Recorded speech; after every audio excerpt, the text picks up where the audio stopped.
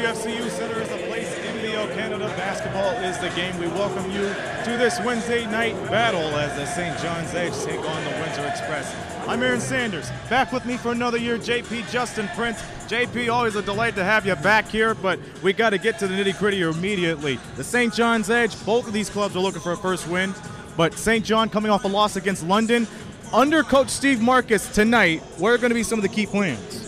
Yeah, some of the key pointers, as you talked about. Doug Plum currently serving suspension tonight and December 1st after a failed appeal for the suspension given November 6th for tampering. But the keys for tonight, takeaways from that London game were things such as making sure to limit mental mistakes, keep up consistency, and as well, having a shorter roster tonight with two less players, including Carl English, currently still out with an ankle procedure. It's going to be a team that's still going to be trying to run and gun tonight, trying to deal with the size and three-point ability. They are expected to try and push the tempo with their Formula One style offense once again tonight. The main thing is keeping out of foul trouble. Quickly, we got 20 seconds. The Windsor Express, they're trying to come off and get a first win of the season, too. What's going to be their key plan?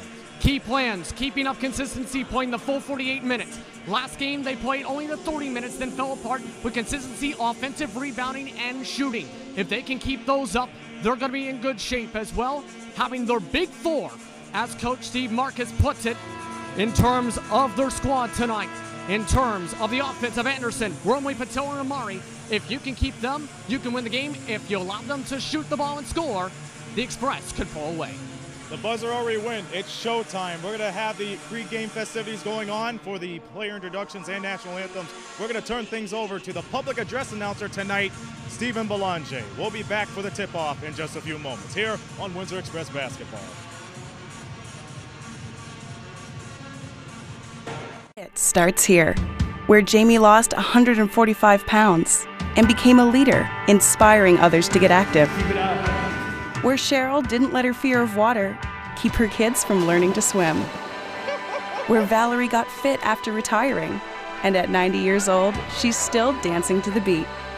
Vitality, courage, transformation. A healthier you starts here. What will your story be? Join the YMCA today.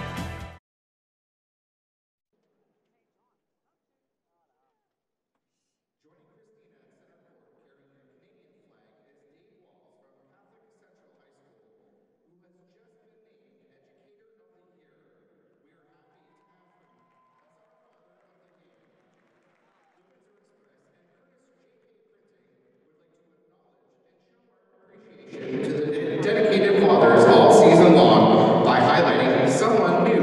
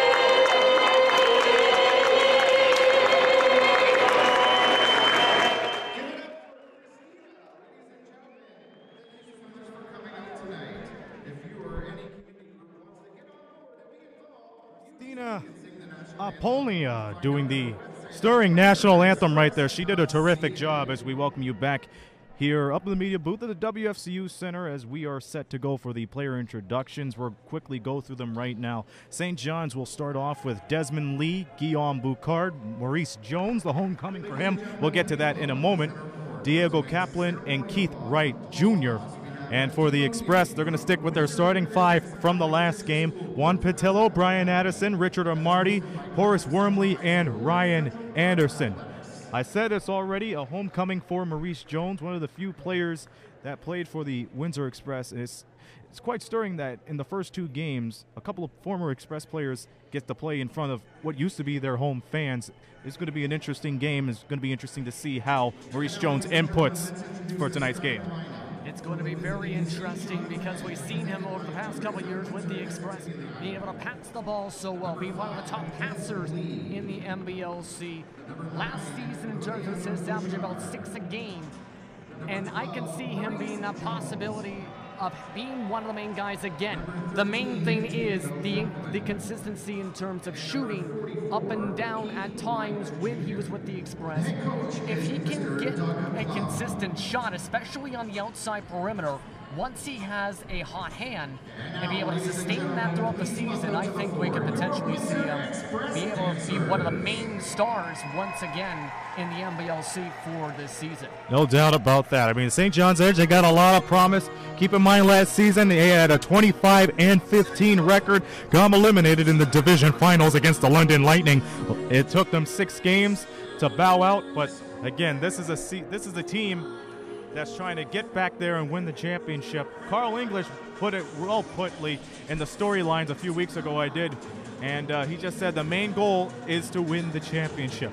The Windsor Express, on the other hand, they also got a different squad from this year too, so 2 new teams, but they're not new to each other to say the least. The Express for sure looking for vengeance after being swept by this very St. John's team last year in the playoffs. Yeah, they're trying to break an 8-game losing spell, including last season at this point, the Windsor Express are. But of course, this is a very different team compared to what St. John's fans had seen last season. Just the one returning player is discussed during the home opener by you and Tate Harris. And at this point, a lot of players looking to try and make a statement tonight.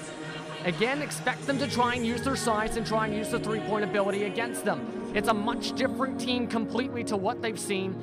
And from Coach Marcus, who words himself, a well-coached team under the system of Bill Jones this year. Absolutely, and it also helps too when you have your former Express players come back. And you even heard me ask this at the draft combine when we both broadcasted it. It's quite interesting to see your former players come back to the teams for where it all started. And for Bill Jones, he had that mindset because he wants everybody to be ready, be well prepared. They don't want to fall asleep at the wheel. And another thing, they want to play the full 48 minutes. That's one of the key plans for tonight's game. Absolutely, it's one of those key plans. As it looks like we're about to get towards pregame ceremonies here, Aaron. Well, we're going to turn things over to the PA announcer for tonight's game. He's been the voice of the Windsor Express for a couple of years. He decided to come back for one time only. Stephen Belanger.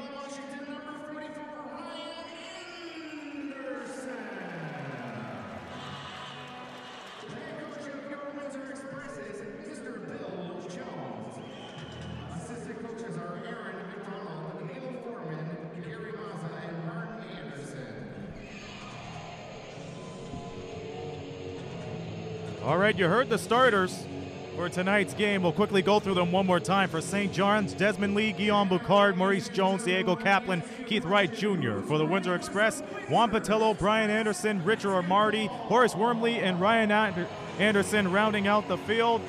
We're almost set for tip-off. Any final words before we get this thing underway, JP? Whoever comes up on top here tonight, it's going to come down to a couple different things as talked about. Consistency, being able to keep up offensively with the tempo of the game, especially with the high tempo that we expect to see from the St. John's Edge. It's going to be coming down to who's able to keep that consistency, keep the freshest legs, and be able to score the best. All right, as you can see, final instructions being prepared between Coach Bill Jones and Coach Steve Marcus for tonight's game, as both of these clubs are trying to get their first win of the year after coming up short in their first games of the season. St. John lost to London, and the Express lost to Sudbury. Windsor's won the tip, and we're underway here at the WFCU Center. Glad you're joining us here on the Windsor Express Network. Wormley on the pass to Patillo. He's down near the wing. Patillo hands right back off to Horace. Anderson right inside. Patillo from the elbow and gets it to go. The Express draw first blood.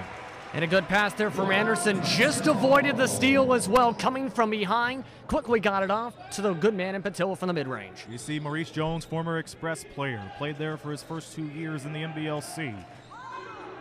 Going one-on-one, fires it from outside. It hits the front. Wormley leading the charge. Patillo going one-on-one against the big man Wright Jr. Patillo out. Wormley, three. No good. And the rebound batted around. Desmond Lee comes around with it. And that was a little bit too far, I think, in terms of range. Yes, he was open, but just too open in that case. The kick out. Boucard into Jones with the kick out. It's taken away. Armardi. Anderson will have to whip it back.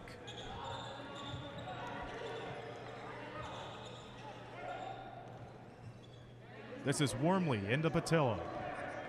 Patillo sizes down, flings it up, no good.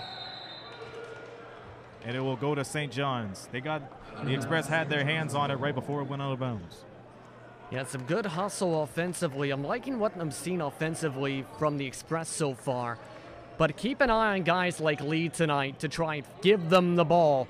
Either that or Boucard for the first option, try and get the first points. And here's Jones near the timeline, 10 on the shot clock. A good pass inside, White Jr., the teardrop. And that was a nice play inside the lane, open to be able to get enough space to put in the right-hander. So the score is tying at 2 minutes into the first quarter. Anderson fades away, it hits the front, and here comes Lee again. Lee, Kaplan on the right, is taken away by the Express. That's one thing that they've been able to take care of in the last game. Armardi loses control, and here comes the edge.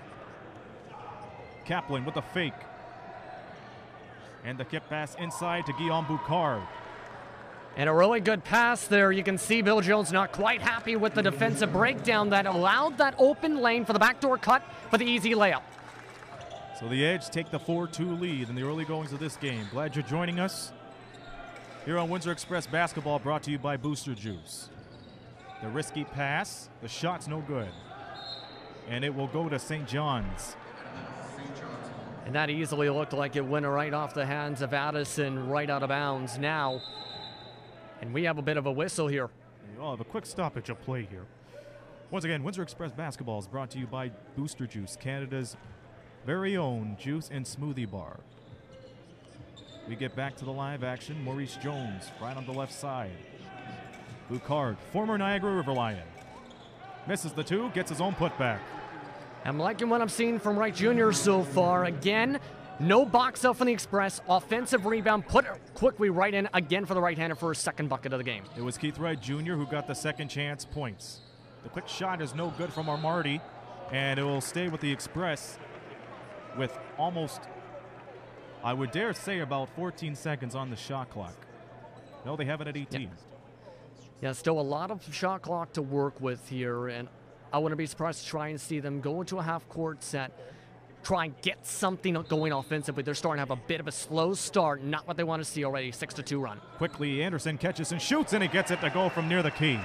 Exactly what I mean. Try and set up something for a quick bucket, try and get your offense going with a half-court set. That time finding one of the deadlier shooters in Ryan Anderson. And Anderson, keep in mind, he scored 30 points in the last game, and we have more about him, but we'll get to that later on. 8:30 to go. Maurice Jones all the way. Foul's called. It will go to the Express. Quickly getting to Ryan Anderson, JP. He's this close from reaching the 3,000-point plateau. After Saturday's game, 360 points away from 3,000 career points, but he's 161 field goals away from 1,000 career field goals. And safe to say, with a 6-year veteran, he knows a thing or two about getting open and popping up and shooting. Especially from the perimeter, for sure. One of the best shooters and one of the best players in the history of the NBLC. On the outside, Boucard misses the shot. Wright Jr., it gets poked around. Kaplan outside for 3, and it goes off the top. And here's Armarty. The Armarty party. He joined us during our pregame show on Facebook Live.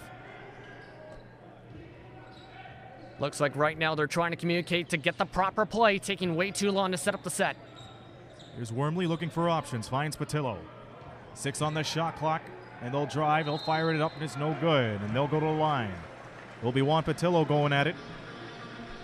Yeah, draw the foul from behind there, a little bit of a later whistle, but a good call there. This will send them to the line to try and tie this game back up. So Juan Patillo set to go to the line. Last season shot 61% playing for the Moncton Magic. Yeah, and he's been a player that's made his name coming in for both his seasons so far in the NBLC with the Express and the Magic for the way he's able to control a game, be a leader really on the floor. Good from mid-range scoring, good inside the paint, pretty decent rebounder as well for him. That's for sure. It's good to see him back. Last year, 7.3 rebounds. Absolutely, and keep in mind, he made an impact when he came into the Express in 2016-17. So, again, the veteran leadership pays off. That's why Bill Jones got him back. Jones misses from outside, and Armarty pump fakes the rebound. That's a turnover. And a bad execution there already. A bit of a sloppy start to this game so far. About already a few turnovers for each side. No one really be able to set any sort of rhythm. And remember, that was sort of the difference maker in last week's game where the Express had a 20-point lead, but they made a crucial mistake to try to tie it back up. The shot from the outside doesn't fall, and Armarty's there to pick it up. Yeah, Todd Brown Jr. trying to go for the quick shot. Meanwhile, Armarty knocks down the 3, and the Express will take a 9-6 lead. And Richard Armarty, seen him throughout the year so far to be able to get those kind of buckets, to be able to again be an offensive leader, getting the Express their first lead of the day. And the Express on the move. Diego Kaplan played around the world. 3 on the shot clock. He'll fire it from Chatham Cannon. It goes in and out like a fast food restaurant. Here comes the Express. Anderson misses it. The putback is good for Juan Patillo. Not a smart shot selection from Anderson, but wide open in the lane. Addison be able to put it back quickly to get the bucket. And he expands the lead to 5 with 6:30 to go. And it's picked away. Here comes the Express, taken away by Jones. 1-on-2 disadvantage, puts it up off the glass. Good night. And there's one of the main things, too, Maurice Jones is known for. Being able to force turnovers. One of the top steal players in the past couple of years in the NBLC, showing why there with the hustle. Patillo draws the foul. As you can see there, that was Maverick Morton trying to size up on him. First-year player from Springboro, Ohio. St. John's foul to number 13, Diego Kaplan. So that's going to be the foul on Diego Kaplan.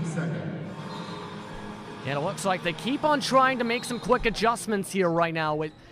We talked about a bit to expect a bit of the higher tempo offense from the edge. It's been of a slower tempo so far from them. You see the time on your screen? Wormley zips through and gets it in. That was lightning quick right down to the baseline. And that's why he's one of the defensive focuses tonight for St. John's. Just quickly juts his way to the lane, gets the bucket. And they got another 3 to go. St. John's capitalizes as Jared Nickens gets it from downtown. Jared Nickens for 3. Anderson into the heart of the defense, inside to Patillo. Boy, I'll tell you, when you have a well-oiled machine like Patillo on your side, my mistake, that's Brian Anderson. As long as he gets going, that's going to be some good confidence booster for the Express. Yeah, and that's going to be too many steps.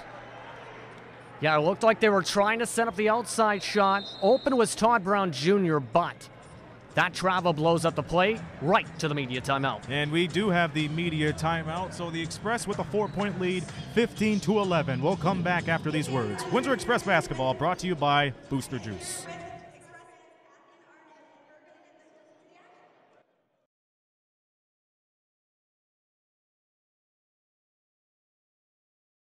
It starts here, where Jamie lost 145 pounds and became a leader, inspiring others to get active. Where Cheryl didn't let her fear of water keep her kids from learning to swim. Where Valerie got fit after retiring, and at 90 years old, she's still dancing to the beat. Vitality, courage, transformation. A healthier you starts here. What will your story be? Join the YMCA today.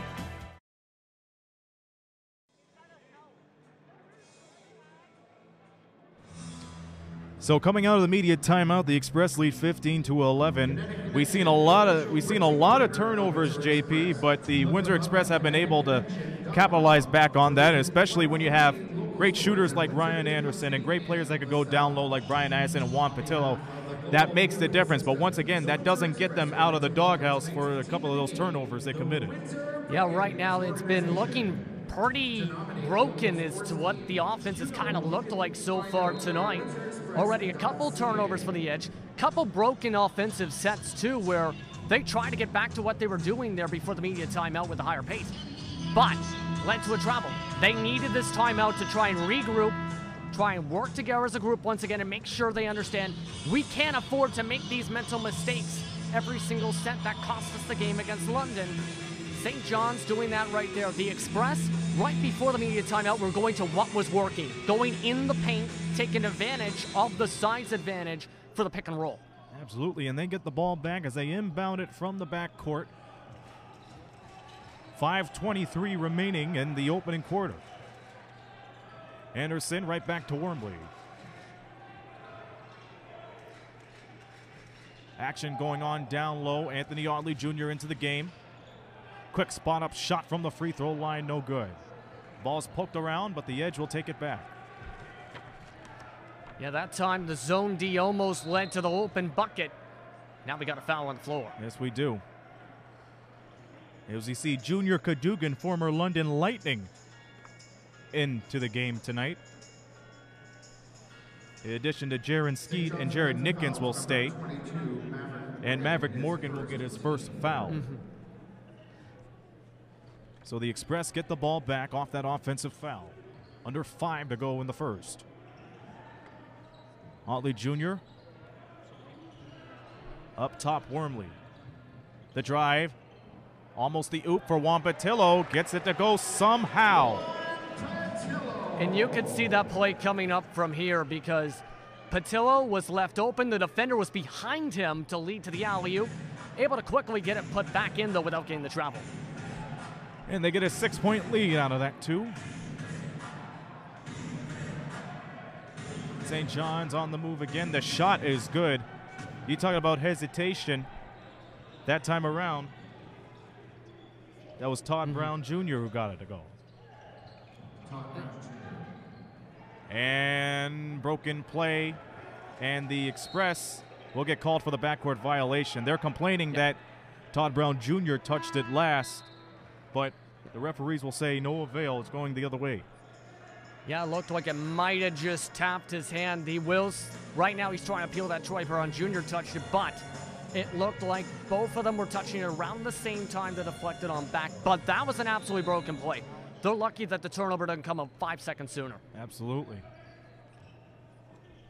So the Edge will get the ball with 14 seconds on the shot clock. Part of a new rule in NBLC. We'll get to that later. 3 on the shot clock. Cadogan's got a drive. Kicks it outside. Brown Jr. at the buzzer, and it's no good. But right after the shot, a quick foul. and he just came back into the game too. Remember, already had one foul, and now he's going to, I believe that is, if I'm correct, his second here as Jones comes into the game now for Ski. So Maurice Jones returns. Looks like Addison gets the foul.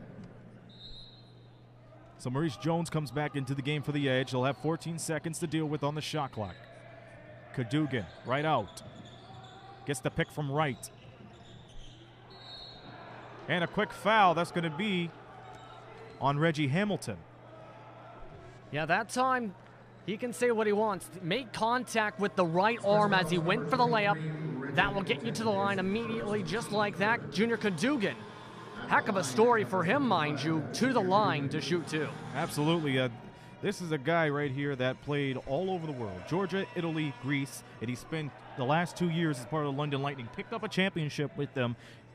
The good Canadian stepping up to the occasion, and this is basically the team where he could get a lot more minutes than last season, because remember, he had to step aside after a couple of games in the beginning of 2017-18.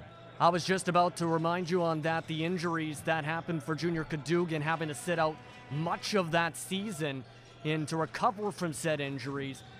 Good to see someone like that with national experience that can lead a system like he did to be able to be a good passer and a good scorer. Absolutely, and the Edge get the rebound back. By the way, DeAndre Thomas is also into the game for the Express.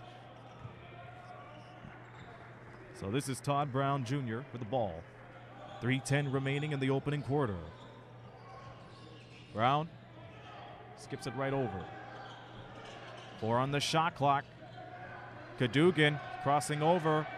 1 second to go on the shot clock, and DeAndre Thomas picks up the rebound. Wormley leading the charge, and he'll get fouled immediately. Those are one of those smart fouls you got to take, JP. You don't want to allow an easy 2 points. Yeah, that one, if he doesn't go for the intentional foul, I think, Wormley drives straight to the bucket, gets the 2 points within 2 seconds afterwards. That also, instead of having a full 24 seconds, resets the shot clock to 14. We'll get to that as soon as we have a dead ball situation. Look at DeAndre Thomas sizing down and getting the 2 to go. How about using the extra size there to push in the post, be able to bump back and get the post spin to get enough space. Remember, through all those injuries, he was able to get some work down as Todd Brown Jr. misses the 3. 2:30 remaining in the opening quarter. Express 19, St. John's 14. DeAndre Thomas with a backdoor pass. Hamilton from the corner. Got it. And Hamilton just getting enough space to step on back. That was almost a turnover, though, too. Not expecting the pass to the spot. Recovers enough to be able to get a spot to get credit for the triple. Maurice Jones bailing himself out of the defense. Fires it up. No good. It's going to be last touch by the Express, and the Edge will get the ball. And we have a couple of substitutions on the floor, JP. Yeah, right now, a couple of those substitutions. We talked about Des Lee being someone who can step up coming onto the floor. Also, Kaplan looks like he's coming back to the game. Addison going to be given a little bit of a re-roof by head coach Bill Jones after seeing some of the frustration. And Miroslav Jaksic is now on the floor for the Windsor Express. He was drafted from the 2018 Draft Combine. It was a thrill doing that broadcast.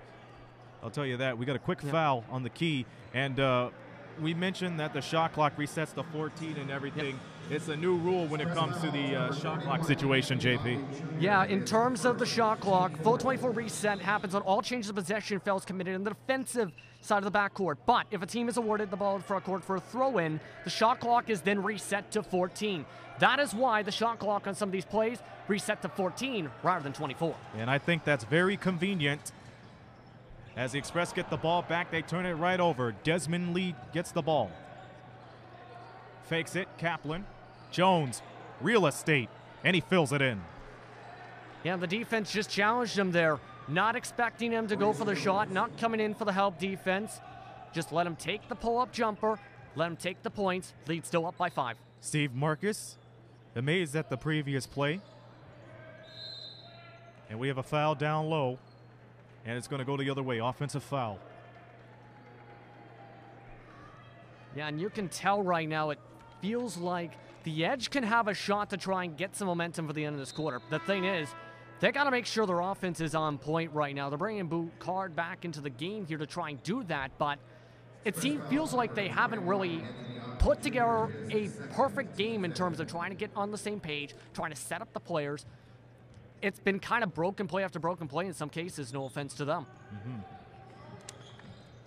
Edge with the ball. Kaplan with the pass inside. Right goes to work. Jump hook's good. And there's something that tries to get it together. Quick bucket inside. Keith Wright Jr. again getting the quick bucket on size as DeAndre Thomas will stay matched up for this set. Patillo. Correction, that's Thomas at top. Anderson 1-on-1 on Kaplan. The quick three, Hamilton, short. Miroslav Jaksic falls away, no good as the shot clock expires. Third chance, no good. Ball's tapped around the edge, get it back. And some good hustle for the multiple chances here, but you got to play D here. Maurice Jones kicks it outside. Quick three is good. Desmond Lee. And there's where Maurice Jones can kill you.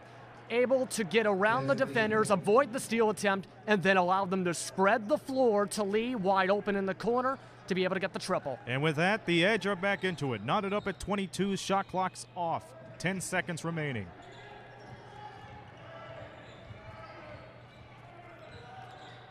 Thomas down to 2, will fire it up, and it's good. And DeAndre Thomas closes out the first quarter with a shot off the glass. One of his specialties, mind you. Absolutely able to take advantage of side drives directly to the bucket to beat the shot clock. Laser focus to get it right over the defenders and be able to make the contact. 24-22 your score after 1 quarter of play here. We'll come back for the second quarter right after this. Windsor Express basketball brought to you by Booster Juice and St. Clair College.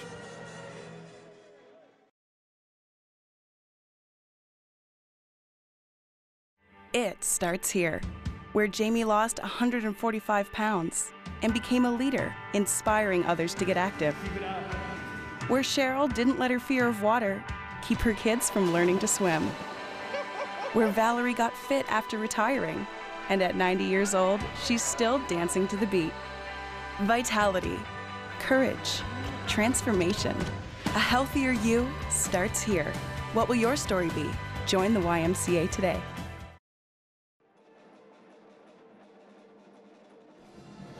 As we see here, it is school night here at the WFCU Center. We see right now out of the timeout, we see the Assumption Purple Raiders Band performing here, performed by Brian Zanier, and I'll tell you, dollars of donuts right there.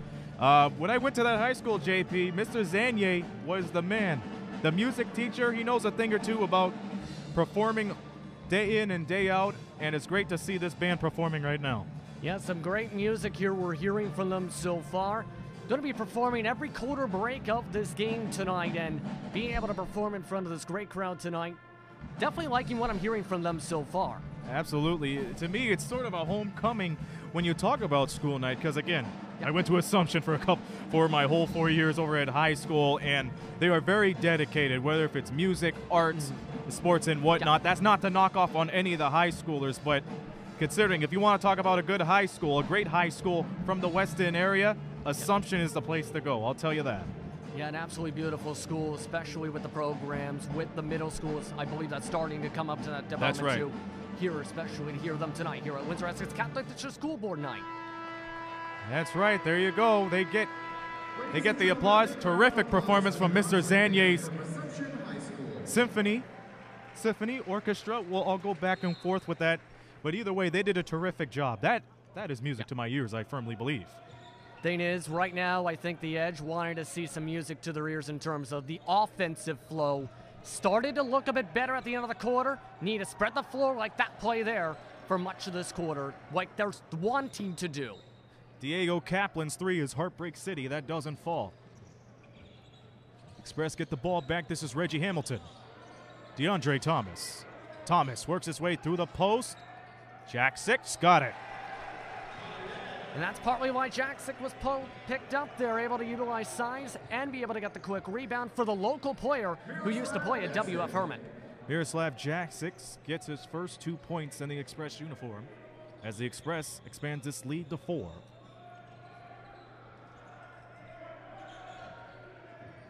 5 on the shot clock. Kaplan goes to work right outside. Boucard flips his way around through the defense and gets 2. And that was a bit of a good offensive mindset there. Yes, he had the open 3, but he felt more confident to be able to go to the bucket, knowing that if he missed the shot, no one was there to get an offensive rebound opportunity.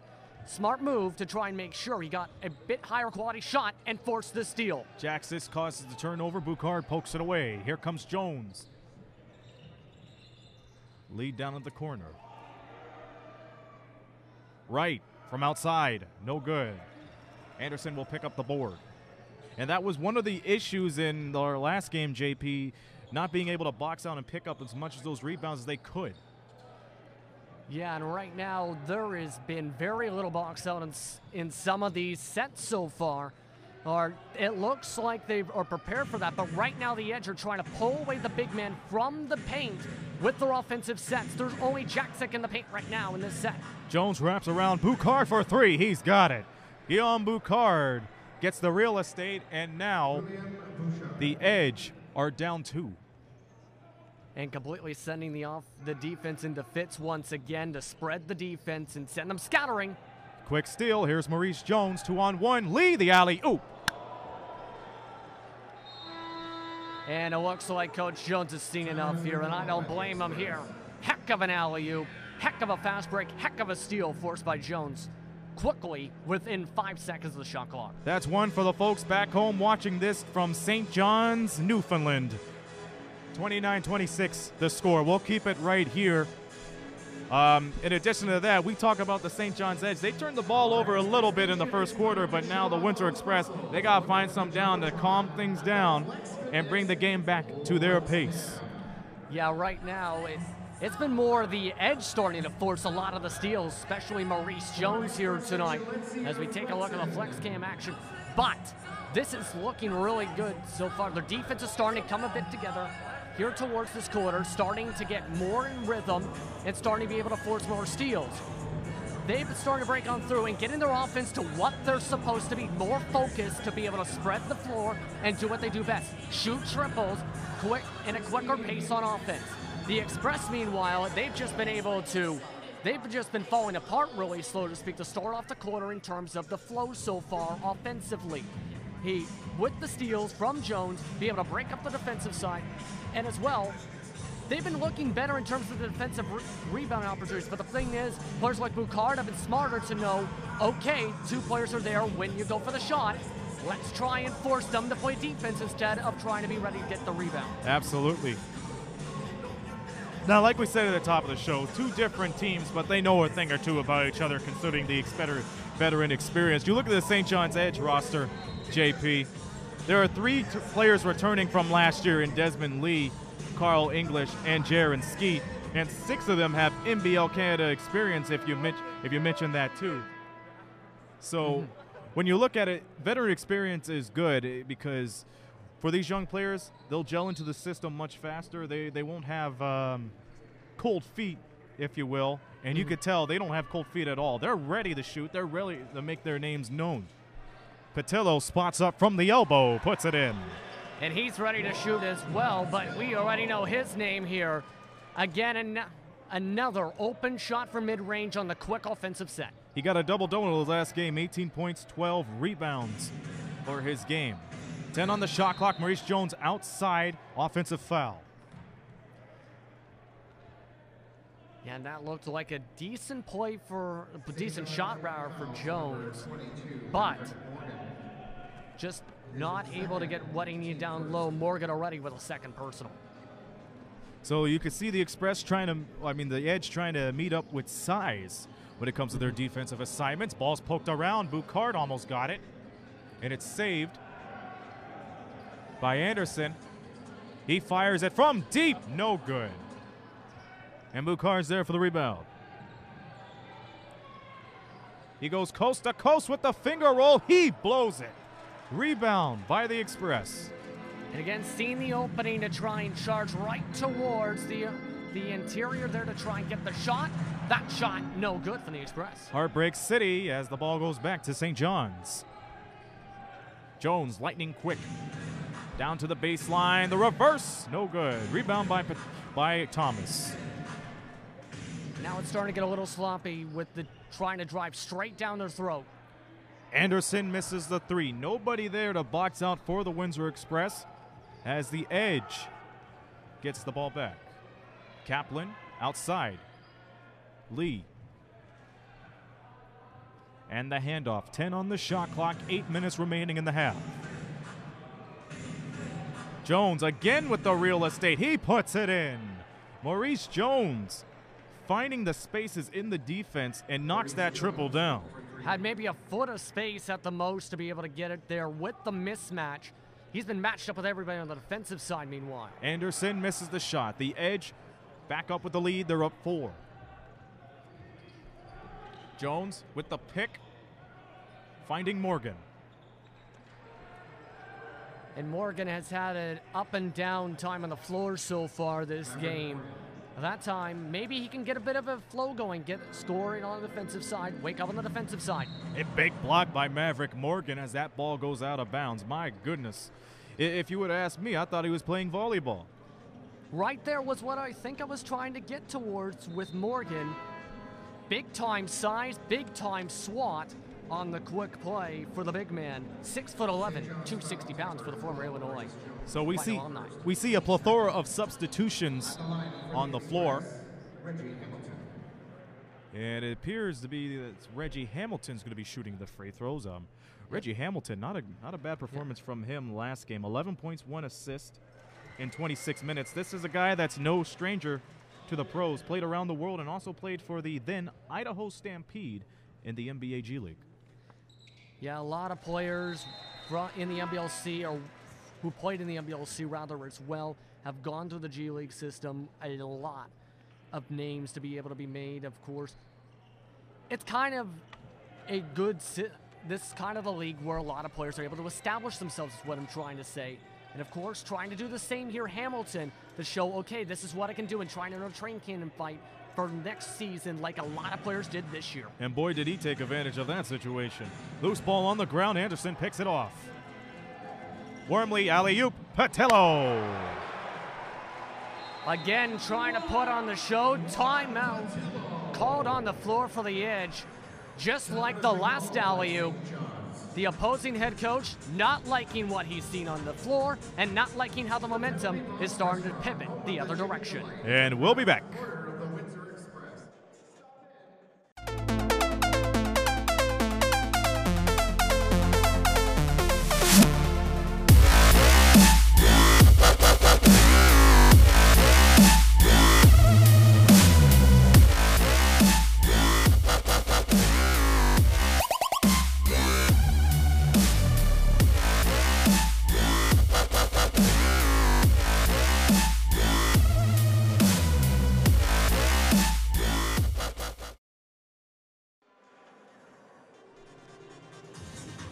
The Edge 34, the Express 32. Welcome back to the WFCU Center. We were just talking about that previous play, JP. You got to rise to the occasion when there's a loose ball like that, but once you see Ryan Anderson going for that cross-court pass, you better get out the way.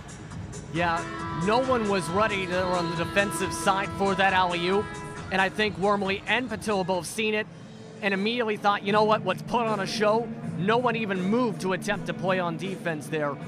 And that's kind of the same thing we've seen from the edge side before, too, when they triggered a timeout from Bill Jones. So each team trying to set the tempo, try and take the energy, the emotion, the pace of this game over.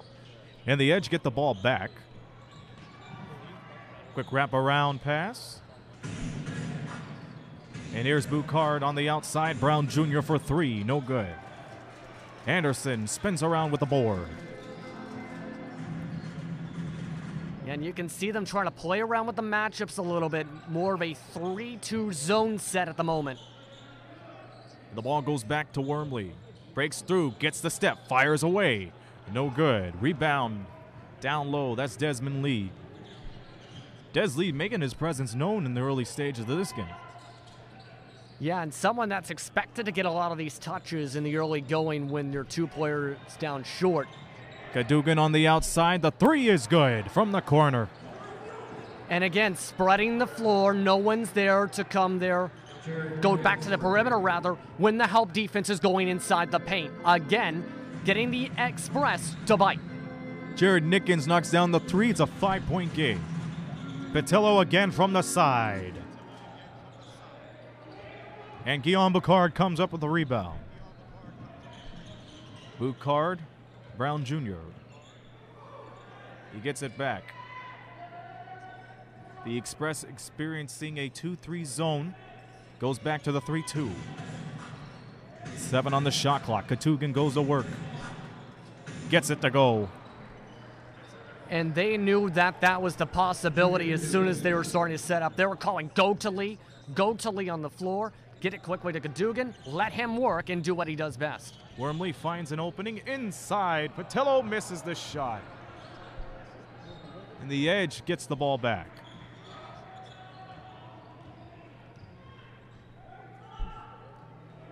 So you see the Edge trying to maintain their pace right now. They're up 7 with under 5 minutes to go. A little bit of slower pace, in fact. Right up until that moment. Quick foul from the side.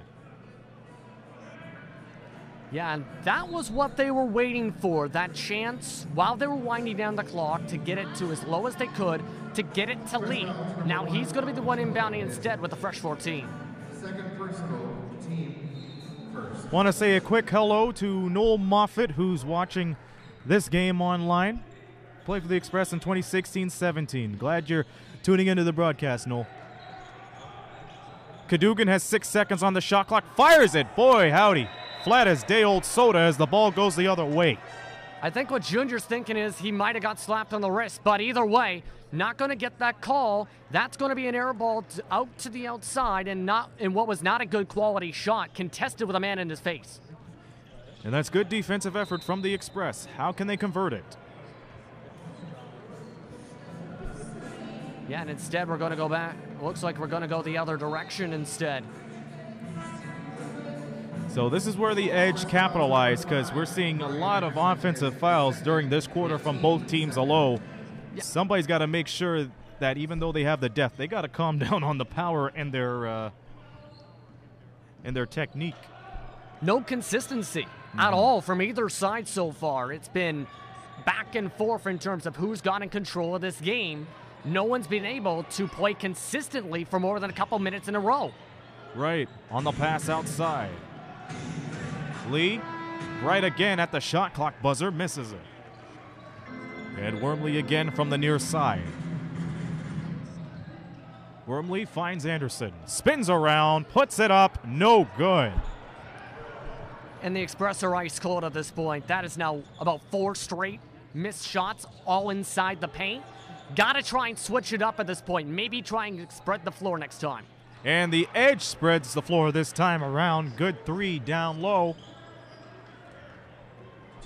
As Todd Brown Jr. gets the 3 to go. 10-point lead for the Edge. 42-32 with 3:25 remaining in the second. Wormley gets the screen. Crosses over. Patillo, that's his spot. Gets it. And that's a play the Express have run for a couple years now to set up that quality shot for the second option on the play. The first being the inside.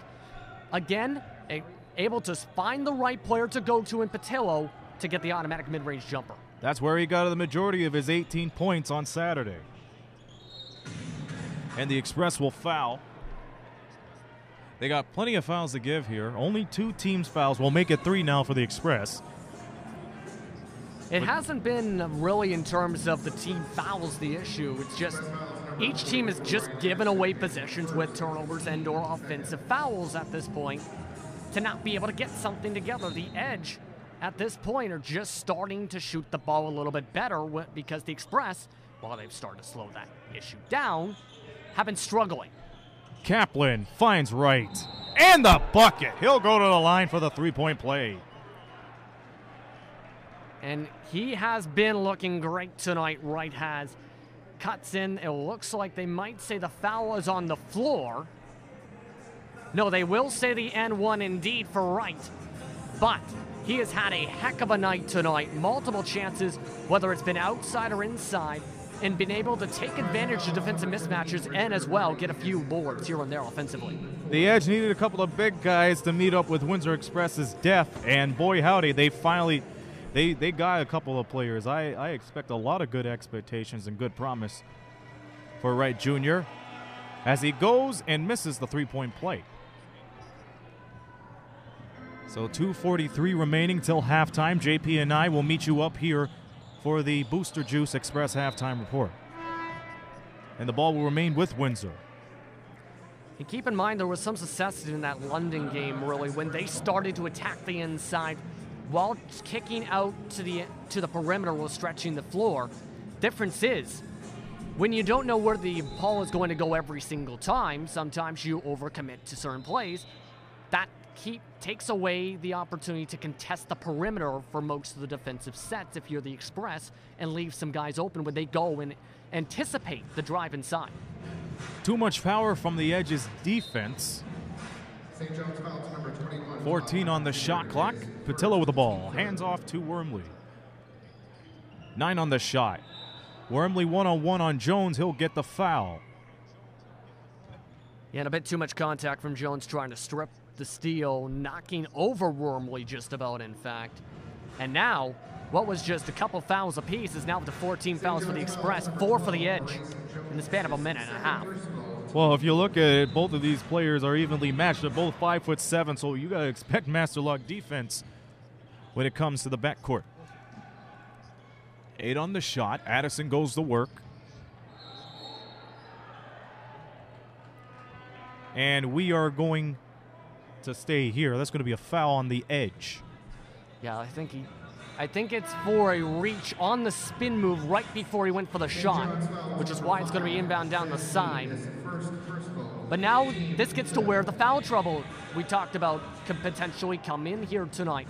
Just 11 players on that bench for the Edge. If you start having the fouls pile up for your main contributors, that could hurt them by the end of the fourth quarter.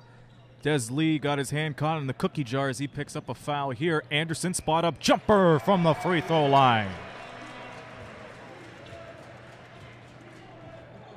So the Express trying to get back into this game. They're down 8 with 2 minutes remaining. Quick three outside, no good. And here's Wormley again, going right behind Patillo. Wormley, open space, and he'll get the foul. Yeah, too much contact from Troy Brown Jr. trying to drive it right to the hoop. Nearly fell back on his back, but now Wormley, chance to go to the stripe, and someone that last season shot about 84% with the St. John Riptide. Todd Brown Jr.'s second foul, and there is Forrest Wormley. Spent his first 2 years in the league playing for the St. John Riptide. Was the leading guard for that team over at the Harbor Station.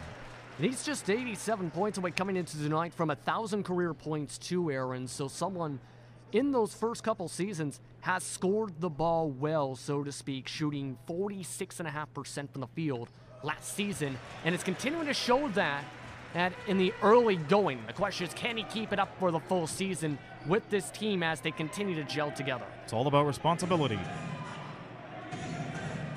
Jones looking for a man. He finds it. 9 on the shot clock. The spin move from Boucard.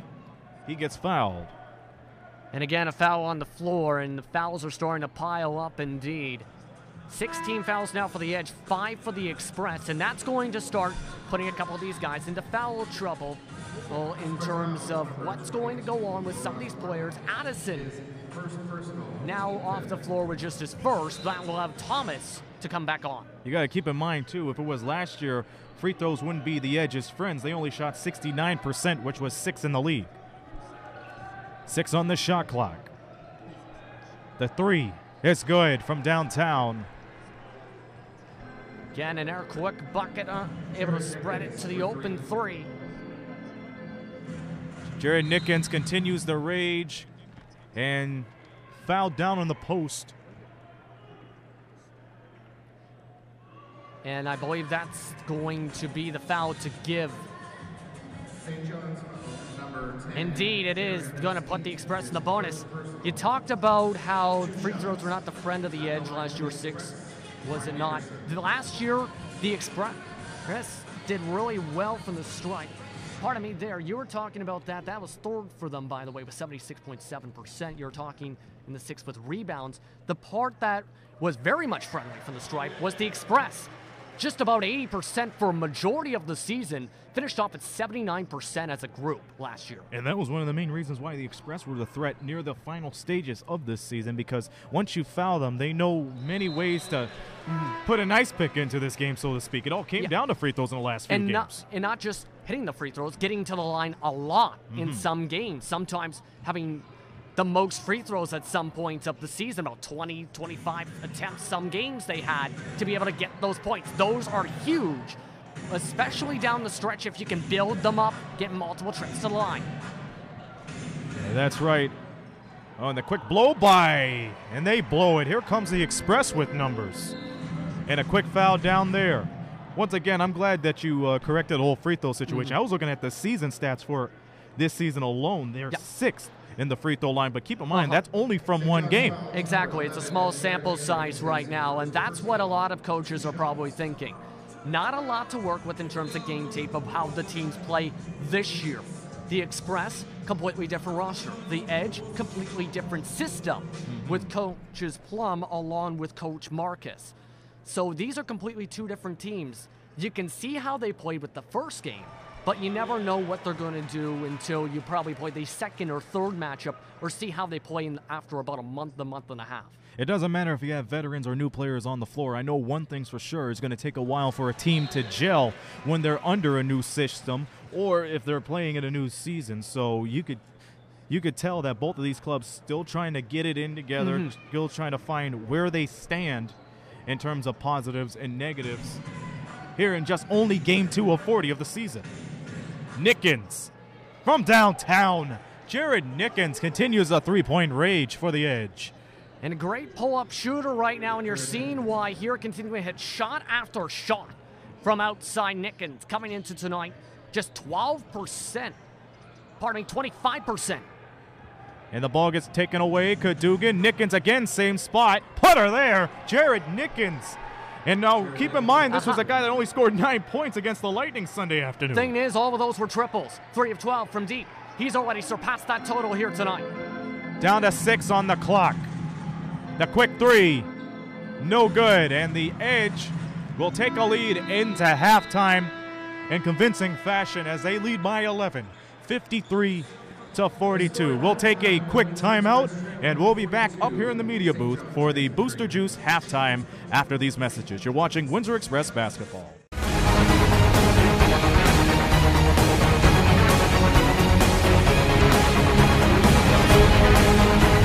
Chase your passion and live your dream at the sports academies of WEC DSB.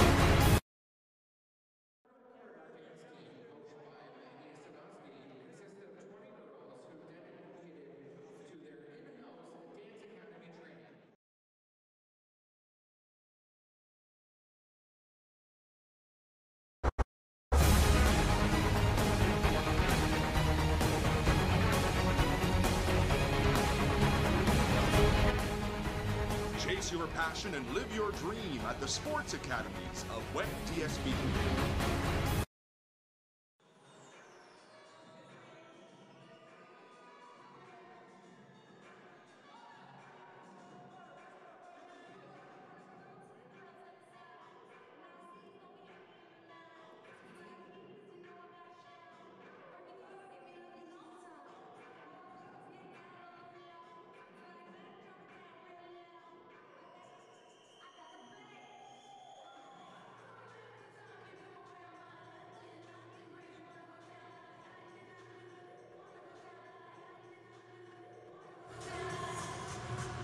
And welcome to the Booster Juice halftime up here in the media booth. The Edge 53, the Express 42. Aaron Sanders, JP, Justin Prince. What a humdinger of a ball game we have seen so far. It's been to the Edge's advantage. They've been knocking down threes from the parking lot, the Chatham Kent, and Jared Nickens has a thing or two of why they were up by so much at this point of time. Jared Nickens, in fact, waking up with back-to-back triples in the past couple minutes to be able to get them this double-digit lead. Before this, the offense was very stagnant for much of the game. Felt like it was broken to the first quarter. They ended up making the adjustments they needed to throughout the second quarter, be able to switch up defensive mismatches, as well as be able to go inside out to open up the three-point opportunities while making the shots inside the lane when they seen the openings to be able to ensure a higher quality shot. It's looking like an all-edge game so far in terms of how the coaching and how the offense in general woke up to end off the first half. Windsor Express got to find some way to get some more high-quality shots. Juan Patillo's shooting from his hot spot, yes. And Ryan Anderson keeps on shooting it from anywhere at any time. But the problem is it comes to boxing out, getting those rebounds, or just trying to prevail from those turnovers. They've been trying to do that by having at least two big men ready in any given opportunity when they go for the outside shot. The problem is that allows the opening to be able to go for the threes. So they haven't been able to get a properly set up box out yet. And when they even do have the big men down low, Aaron, so far, usually guys like Junior Kandugan have just driven around them or try to draw contact to try and send them to the line and still able to make the bucket despite the traffic down low. So the Express need to find a way to get that together while keeping the defense sealed a little bit to the outside corner specifically. Well, I highly agree with that. I mean, we thought coming into this game it would be a lineup based off of depth. But once again, when you have those fast guards, that creates trouble. Speaking of guards, how about Maurice Jones? Switching from red to blue and yellow, he's doing a good job, as we expected from seeing him over the last couple of years. Yeah, Maurice Jones, again, showing why he has been a threat in terms of assists as well as steals. Active on the defensive end, having, in fact, been matched up at times with Richard or Marty to try and take away what they feel probably as their top scorer, scoring threat in some of the defensive sets, which takes away some of the defense that the Express, offense rather, that the Express have in terms of their big forward scorers for a majority of their shots. He's continuing to force them to scramble around and try and get it away from his matchup to try and go for the shot, whether it's going for Juan Patillo in the mid-range or Ryan Anderson, as you talked about at the top. Absolutely. I mean, we're the only game in town. We'll keep it right here. This is the Booster Juice halftime report once again. Let's elaborate on what we talked about during the Facebook Live pregame show. One new addition this year, the power rankings. This has the Windsor Express placed at 7 and the St. John's Edge placed at 6. In addition to that, we have honorable mentions when it comes to players because it's been a terrific first week of NBL Canada basketball.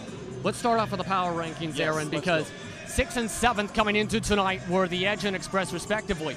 And while people might think, okay, the Express and Edge are flipped, the reason why, of course, the London game was much more closer for the Edge.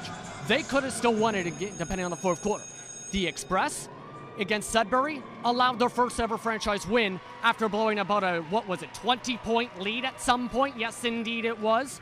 So that comes into play with the power rankings. I think that's a great addition to see who's red hot in that in terms of keeping track of that. In terms of a week by week basis. With the honorable mentions, we got to mention guys like with Bland, for example, Jalen Brand. And while he was co-player of the week, he was somebody that really caught my attention with the 43 points to make a statement with the Sudbury 5 in his first game for the franchise to be able to lead them offensively as part of that turnaround when the Express offense started slowing down and the offensive rebounds started coming in.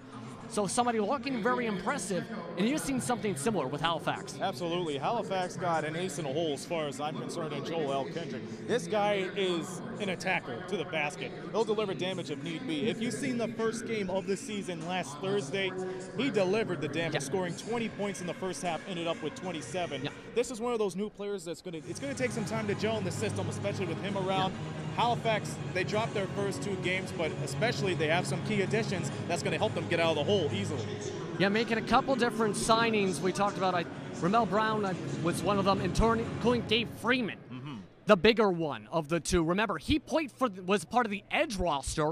It was released about a week ago, and that was before joining the Halifax roster for this season. So that is a huge addition for a team that started 0-2 on the campaign. Finally, let's talk about the Moncton Magic. They won their first 3 games, won 2 games against Halifax and won another game against the Cape Breton Highlanders. 2 of those games in their brand spanking new Avenir Center. So a new season, a new team, and a new arena. They're doing good. They're at the top of the power rankings. Not surprised with Coach Salerno and his system to see them off to a good start.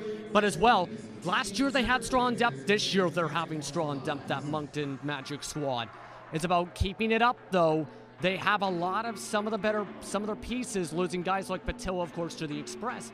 Can they keep up this instincts? Plus, they had some good young players from the draft that came in as well. That can help them in the long run once they get acquainted with the system potentially. In addition to that, the co-player of the week, Gentry Thomas, this guy was phenomenal. We've seen the facial that he delivered in the first game against Halifax, and he was also able to deliver a scoring tale of all sorts. That's our thoughts, and that's what happened here in the first half. It's the St. John's Edge 53, the Express 42. We're going to take a pause here for the next couple of minutes, and we'll be back on the call for the second half here from the WFCU Center in just a moment. You're watching Windsor Express Basketball, brought to you by Booster Juice and St. Clair College. Thank you for spending your birthday with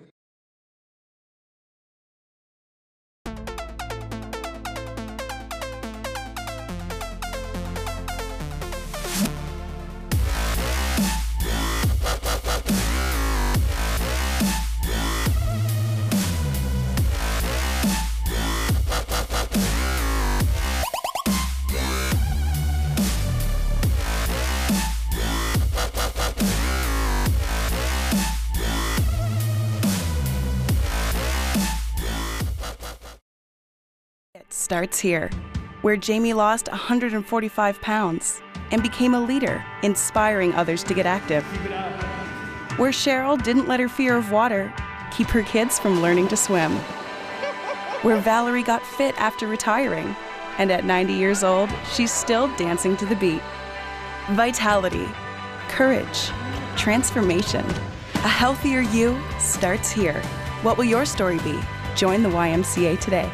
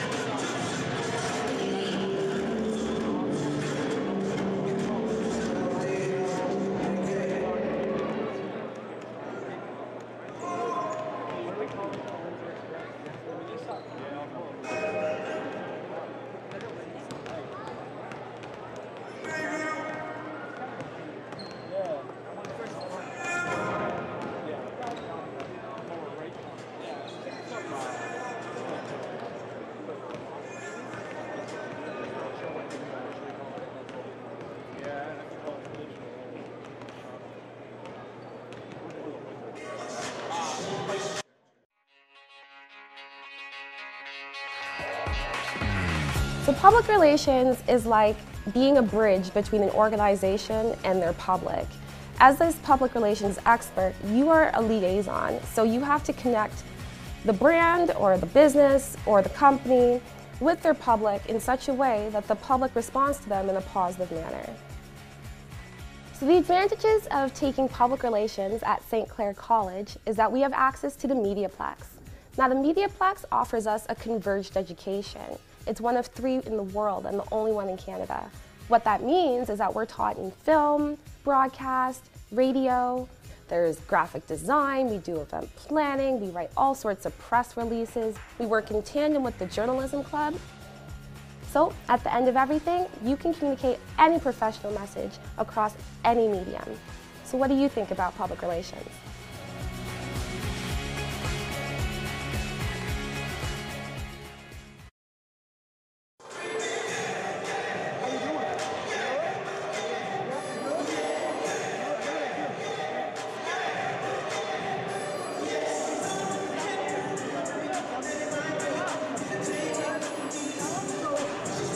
All right, second half about to start. We're under a minute away as the Express are up by 11.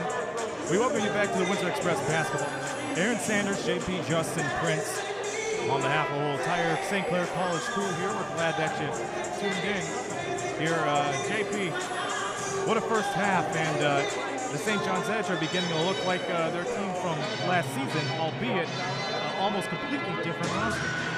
Yeah, it's been a completely different looking team that you talked about a bit here, and right now we talked about a bit of how the changes with the system in terms of going faster pace, in terms of shooting a lot of triples, and we're starting to see that more so in the second quarter. What we kind of expected them as a system compared to what we see in the first quarter.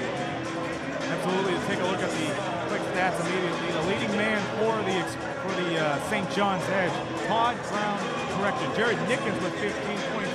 All of his attempts were from downtown.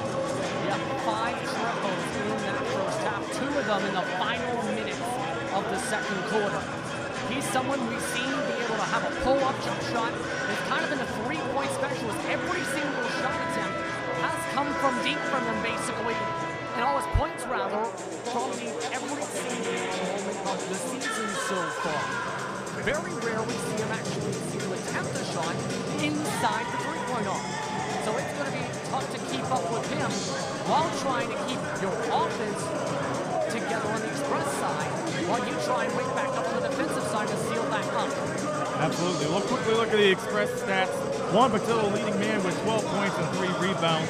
In addition to that, a couple of more players scoring either 7 points or less. Reggie Hamilton coming off the bench scoring 7 points. But the difference, I think, is St. John's is scoring 14 points in the paint compared to Windsor's 8, so that's a +6 to them. But turnovers, points off of turnovers, that's been the difference maker, if you ask me. There have been a few at least, rather I should say, forced by Maurice Jones here tonight. A total of 4 total steals forced, at least more than 4 technically, actually, by Maurice Jones. Multiple times forcing the defensive stops and breaking up their plays, and that's kind of forced them to be able to get the points off turnovers for those 7-0. You got to make sure you fix the turnovers and make sure you don't do that. Yeah, an offensive foul down low, that's one way you do not want to start your second half as we are just underway here in the third quarter. Windsor Express Basketball Network brought to you by Booster Juice, Canada's own juice and smoothie bar. So the Edge get the ball back, and you mentioned Maurice Jones. There he is, one-on-one against Wormley. Both of them are 5'7", so you could see a good one-on-one battle against them. Too physical at the screen to draw the foul there, but it has been a pretty decent battle. The thing is, though, Jones has not been matched up as often against Wormley. A lot of times I've seen him more matched up against Armani, or all over the floor, rather, matched up against Bukar at the time. Not the matchup, pardon me. Matched up against guys like Anderson and breaking up the offensive set, as it goes to say Anderson. Absolutely. So the Edge get the ball back. It looks to be Diego Kaplan going to be guiding the inbounds pass in the lone game on the NBL Canada schedule tonight. Yeah, and the main thing... What a lob to Maurice Jones. There's one of the main things, really, I was just about to say there. Plays inside, continuing to take advantage, even with the size mismatch, of the players down low to be able to get the layup with the contact regardless. Patillo one-on-one against Wright. Follows through. He misses it. And he'll get the foul. And they're going to say a pushing foul that's going to give him 2 free throws at the stripe. In terms of the free throws, the Express started waking up to get to the stripe in the second quarter. 8 for 8 at the stripe, in fact, in the second quarter. And keep in mind, too, the Express haven't missed a free throw yet into this game. And once again, like last season, they were a constant threat from the charity stripe. And that broadcaster's jinx decided to rear its ugly head on that one. Yeah, say one more attempt here again. Not a good trip whatsoever at all. And he misses both of them as Maurice Jones gets it from getting out of the baseline. Edge up 13. Jones, Kaplan, yes. Diego Kaplan gets it to go and expands this lead. Wormley and Patillo loses control, and those are the turnovers you don't want to make. Somebody's got to be ready to get the ball in their hands. They continue to build more and more up, the mental mistakes, just nothing coming together whatsoever on the offensive side of the floor right now. Ice cold, the Express are. DeAndre Thomas into the game for the Express. Right, Boucard misses, and that's going to count as a 3 for Guillaume Boucard. That was going to go in regardless. Again, keeping the Express D guessing once again. Going inside, as soon as the help D comes in the double team, leaves an open three-point shooter at least 3 out of 4 times it's been happening tonight, and that opens up the open shot. Wormley the teardrop, no good. Maurice Jones gets some space, misses it from the front. And that's DeAndre Thomas with a rebound, quick foul from Kaplan. And I think that's another strategy of hoping you get the 14-second shot clock for the foul, knowing that the fast break is starting to pick up the tempo on the floor. Thing is, though, just a step too early for if that was their goal there. 24 seconds, they get a full shot clock, basically, the Express now.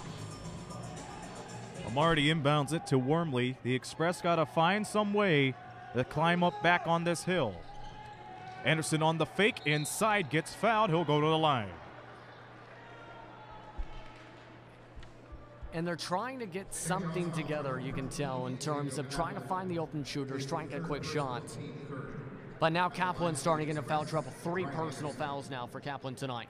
He's got to be careful, too, because this was a guy that the Edge relied on in the last game against the Lightning. 22 points and 5 rebounds, 4 assists to his name. He played all but 10 minutes end of that game.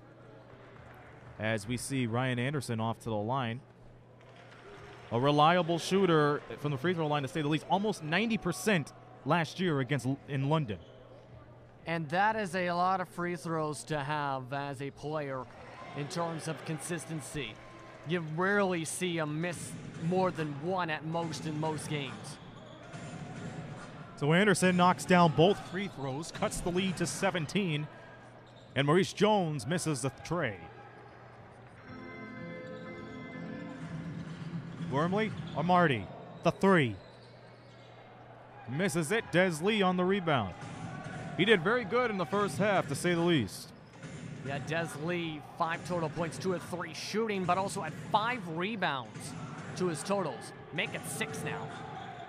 Down to 10 on the shot clock. Des Lee all by himself. Gets rejected.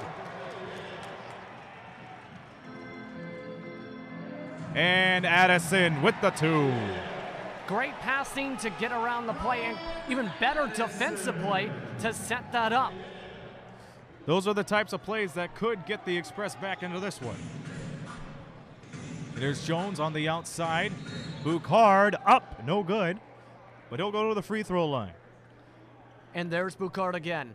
Talked a little bit about that before when he had an open three-point shot. Sees a chance to try and draw contact and go to the line when no one else from his team is in the paint. Now, he'll go and shoot 2 more free throws for his totals today. Last year, in terms of the stripe, 81% for Guillaume Boucard. And he was one of those up-and-coming players when he played for the Niagara River Lions last year. We see Jared Nickens come back into the game, and for the Express, Juan Patillo comes in. But let's give the St. John's fans some love right here. We actually have a fan that made it throughout the whole trip to come to this game tonight. One of the diehard fans for the Edge, James Sue. We want to say hello to them. This goes to show how dedicated this St. John's fan base is. Yeah, very dedicated fan base with one of the best organizations in the NBLC in terms of the media coverage, in terms of how they do the broadcast, in terms of the coaching staff, in terms of the players, including guys like Carl English as part of that organization. Just all around 5-star group for that entire St. John's organization, right down to the fan base as timeouts called on the floor. It starts here, where Jamie lost 145 pounds and became a leader, inspiring others to get active. Where Cheryl didn't let her fear of water keep her kids from learning to swim. Where Valerie got fit after retiring, and at 90 years old, she's still dancing to the beat. Vitality, courage, transformation. A healthier you starts here. What will your story be? Join the YMCA today. I want to get back to talking about the fans, JP, because I'm sure they're going to jam-pack the Mile One Center when the Edge come back to Newfoundland for their Friday night home opener against the Moncton Magic. That's going to be back-to-back games playing on Friday and Saturday, so think of it. They got to board a plane immediately after this game, and they'll head on over back home. I want to get back to talking about the fans, JP, because I'm sure they're going to jam-pack the Mile One Center when the Edge come back to Newfoundland. The Edge will open up their home stand against the Moncton Magic for Friday. And 2 big things involving that home opener. 1, they're just about sold out apparently for that matchup at the Mile One Center. 2, Carl English is currently aiming to come back for that game on Friday, as he said via social media today after that ankle procedure. Increasing the workload today may see him make his first start of the season on Friday. If you want to make a debut the right way, you start it at home, and I believe that was in Carl English's mindset. Because remember, this guy's been known around the world, got a lot of publicity last year, as he should. And for him to start at home possibly would be a great way to start his 18-19 season. Jared Nickens, on the other hand, keeps on firing from downtown, and that expands the lead to 20. Absolutely wet. Would be a great way to start his 18-19 season. Jared Nickens, on the other hand, keeps on firing from down. Ball to him. Try and maybe tighten up the defensive coverage for whoever's matched up with him on the perimeter, because he's draining just about everything from deep. Only 1 missed shot from the field. Remember, this team scored 103 points in their last game against London. They might reach that in due time. Thomas goes to work and he misses it. Gets triple teamed in the process. As Boucard will bring it up himself. He went coast to coast and he got the 2 to go. And I think that tells me he's confident on who's inside the paint for the big men. He feels like he can challenge Patillo and Thomas potentially just about every single set with the way he goes in there so aggressively to get the contact in, gets the 2 points. Wormley gets the step outside. Patillo gets rejected by Boucard. Gets his own rebound, puts it up, and it will be an offensive foul. The basket won't count. Yeah, and a quick drawn charge there, setting the feet quickly, Maurice Jones, to be able to be positioned in the right spot right after the offensive rebound. And now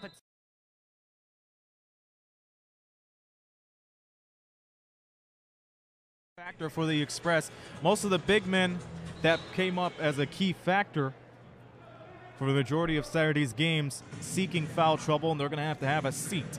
Under 8 minutes to go in the third. Jones gets the screen, We see Satnam Singh into the game for the first time, JP. More on that later. Technically, second time he came in the final minute of the second quarter, but we got an hour whistle up the fast break. But going back to Satnam Singh, this is a guy everybody's been talking about from India. Yes, indeed. Took a bit of time to make sure he can get to training camp, but made a bit of a statement being the first player for India to be drafted into the NBA, played with the G League, and has represented his home country in the World Cup 3 different times. Kind of a situational guy, getting some playing minutes now. You see him sizing up one-on-one against Thomas. Thomas goes to work, and that will be a foul on Singh.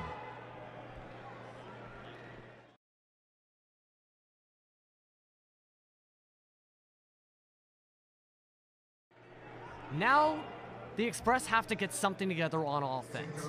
They're drawing a lot of fouls in this quarter. That is going to be the 16th foul for the Edge in the quarter, mind you. But they got to find a way to chip away at this lead somehow. They haven't been shooting the ball well. The inside game has completely fallen apart, even in single-man coverage, especially for Patillo and Addison. They got to get the shooting together. Anderson misses the three. The ball gets bopped around. It's Maurice Jones who picked it up.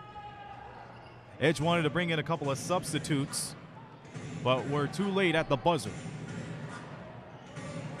Boucard tries to bail the Edge out. Nickens misses it. And Wormley comes up with the rebound. Here's our Marty for three. Yes. And now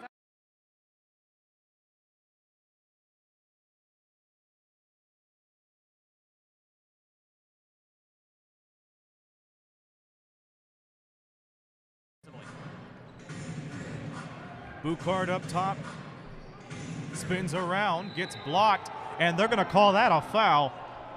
Heartbreak City for the Express. That's going to be pinned to Luke Cochran, who also checks in.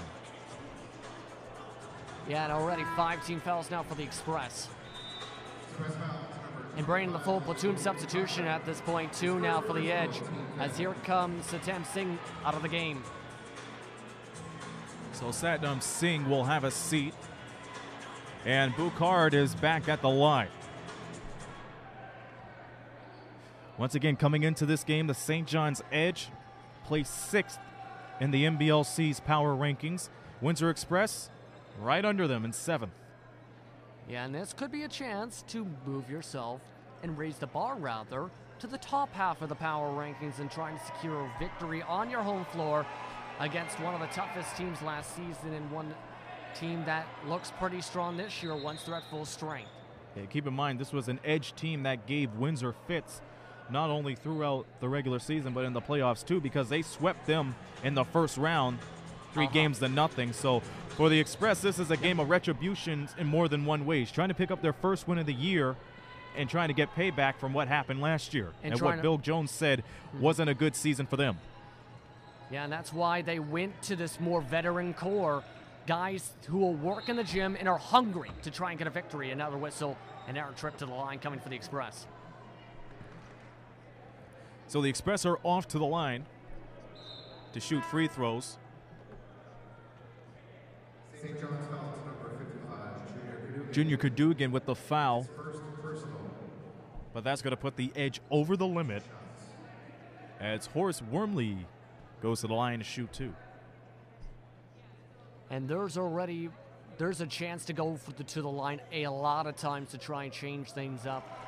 Problem is, it's about also making sure you get the proper plays to set up the chances to get to the line. And right now, the Express have just looked very flat all second half so far. Completely different system out of the locker room. Almost halfway into the third quarter. We'll expect a media timeout in the next matter of moments. Cadogan up top gets the screen from right. He snakes through the lane as Kaplan gets it outside. Cadogan misses the shot. And here's Thomas. Amarty. Putter there. You could see that one coming.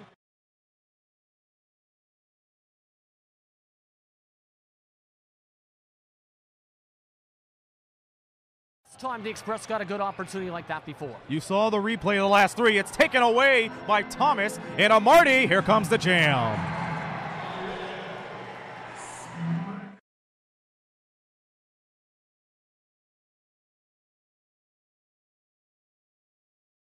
Jump with him for the next stoppage. The Express on a 6-0 run with 5:23 remaining in the third. Kaplan misses it, but hits glass. Wormley leading the charge. Wormley driving. Here's Anderson, double teamed. And Wormley loses control. That would have been a crucial possession there if Wormley would have kept on. Yeah, and just did not look like a smart pass. He wasn't potentially expecting it. As it looks like substitutions coming onto the floor. We talked about Maurice Jones. He's coming in, and you probably expected this one at this point because he has been matched up against Armardi at times to take away his threat on the outside and inside. A smart defensive assignment for St. John's. Another three. It's good. And that was close to a 4-point play as well. Cochran backed way too much, tried to charge in for the help defense, and that sets up the open triple for Brown Jr. 4:30 remaining in the third. Armardi going one-on-one. 10 on the shot clock. The fake, the fire, the miss. That time Lee right in his face. This time matched up the floor. This time Armardi matched up against Jones. Brown Jr. again. Todd Brown Jr. knocks it from downtown. And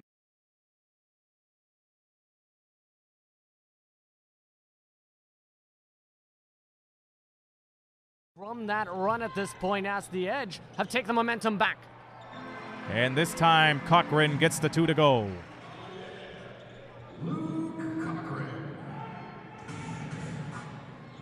The Express trying to fight back. Brown Jr. gets it a go again. Todd Brown Jr. My goodness.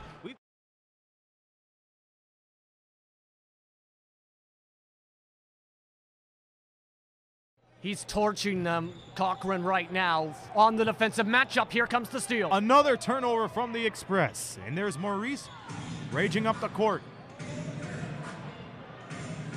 That three doesn't go this time around to the Express's relief. Wormley on the near side. Drives outside. Anderson knocks down the three. And another good triple from Anderson. In terms of his career, it's just been a slow night from now. Express need to try and take back momentum if they want a shot for the fourth. 18-point lead for the Edge, under 3 minutes to go. Brown Jr. Lee gets the step. Misses the bucket. Thomas was there to meet him with the rebound. It was like watching him run into a brick wall there. The second he reached him, missed the shot. And the Edge gets the rebound again. Good box out. 79-61 in the third quarter. Jones gets the pick from right. And Nickens gets it again. Jared Nickens will fire from anywhere, and I bet you he won't miss. He's been having a phenomenal performance today. Absolutely phenomenal for Nickens on the outside. Express need to call a timeout at this point because they don't have the personnel to defend on the outside and be able to switch. Armardi zigzags inside. Thomas up, no good, but he's off to the free throw line. And remember, the Express are in the bonus at this point, and there's those substitutions that were needed minutes ago for both Cochran to come out with the matchup against Todd Brown Jr. and as well trying to bring in as well Anthony Otley Jr., who was a very strong defensive player last season. So imagine you got Cochran, Hamilton, Anderson, Thomas. Pardon me, Key comes in for Wormley, Hamilton does. But Cochran, though, has been torched. That's what I'm trying to say there. I'm surprised they didn't go with him to match up with Brown Jr. on the outside. I agree with you on that because the Edge has been unconscious from beyond the arc since the start of this game. Thomas knocks down both free throws. It's 82-63 with 2 minutes remaining in the third. And there's the coaching adjustment. This time Cochran now guarding Boucard. Jones wants another pick. He doesn't get it this time. 1-on-1 against Anderson. Can't break through. 3 on the shot clock's gotta go. Outside Lee at the buzzer. Got it. Desmond Lee will get it from the corner as the shot clock expires. And whoever's been playing center tonight, the Edge have just been able to spread the floor enough to where once the Express try and go for a defensive switch, no one's there to respond. No one's there to be able to get there quickly. High-low pass inside for Cochran. All thanks to Dion.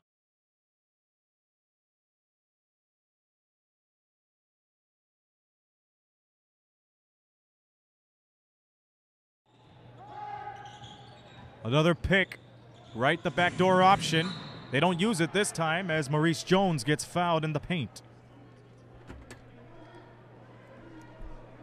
Yeah, and that is the foul to give, I believe, for the Express here. And it looks like they're going to bring in some of the first time we see here tonight for the Express roster. The hometown player from the University of Windsor, Brampton, Ontario native, Marcus Jones. That's right. Coming in to give a bit of a spark plug. You know a thing or two about Marcus Jones. You called the Lancers game. What do you see from him that fits in with the Express system? When he joined up with the Lancers last season, he transferred over from Oakland University, was one of their top assist men, if not the top assist man in the history of Oakland University for the school he played in, rather over in the United States, before coming to join the Lancers. First time this season with them last year, known to have a good mid-range shot, could get a bit inconsistent at times, but could also have some decent passing plays, 13.4 points per game. Meanwhile, DeAndre Thomas goes down in the post, and he's going to go to the line again.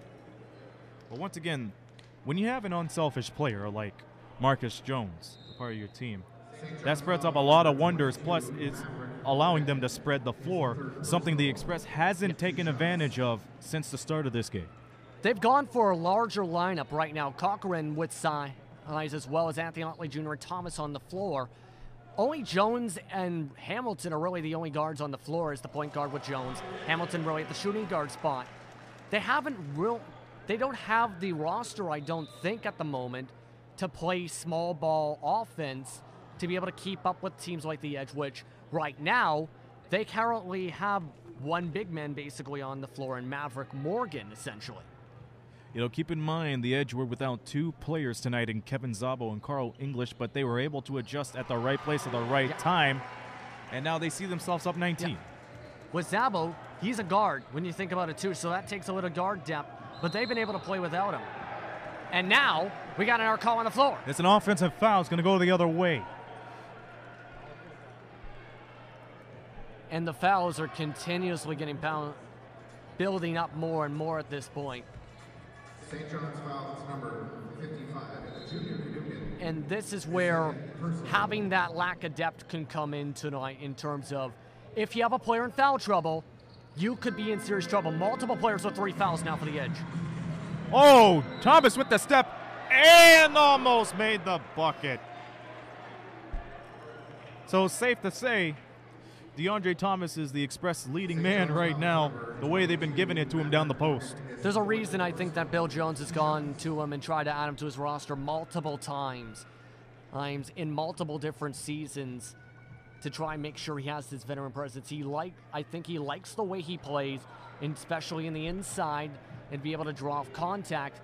He may have a larger size right now, did cut a bit of weight off him, but can definitely control games on the inside and can hit free throws from the line as a big man. Not this trip, though. No. And remember, he was part of the championship teams for the Express in 2014 and 15. So if there's one player that knows the system real well, it's Anderson and Thomas. 20 seconds remaining, almost a 20-point lead for the Edge. Look at Thomas poking the ball away. Backcourt called. What a move from DeAndre Thomas, being able to pressure Kaplan right near the baseline. The big man once again be able to break up that play. And now momentum could potentially shift here for the start of the fourth if the Express can get one good bucket. Shot clock is dead. The Express will probably look for the final shot of the third. They're looking for chances. And they get Hamilton with the inbounds pass.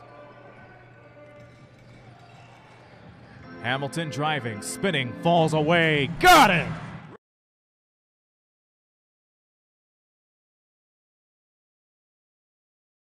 It's good!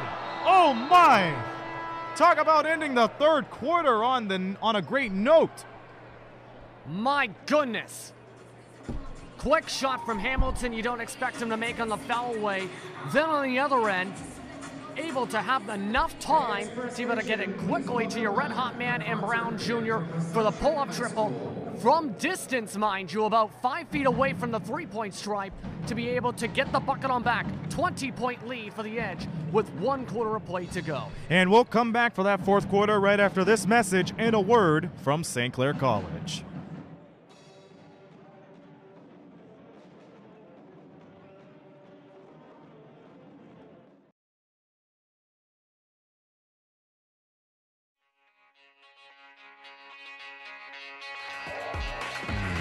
So public relations is like being a bridge between an organization and their public.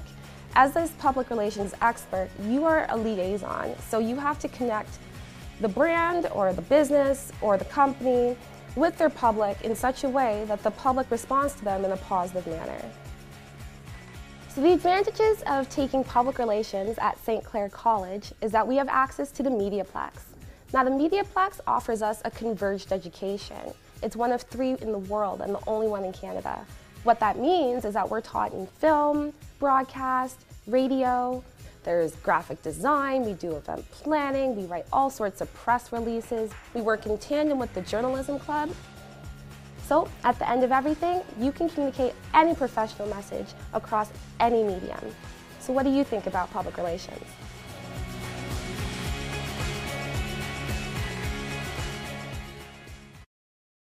Starts here, where Jamie lost 145 pounds and became a leader, inspiring others to get active.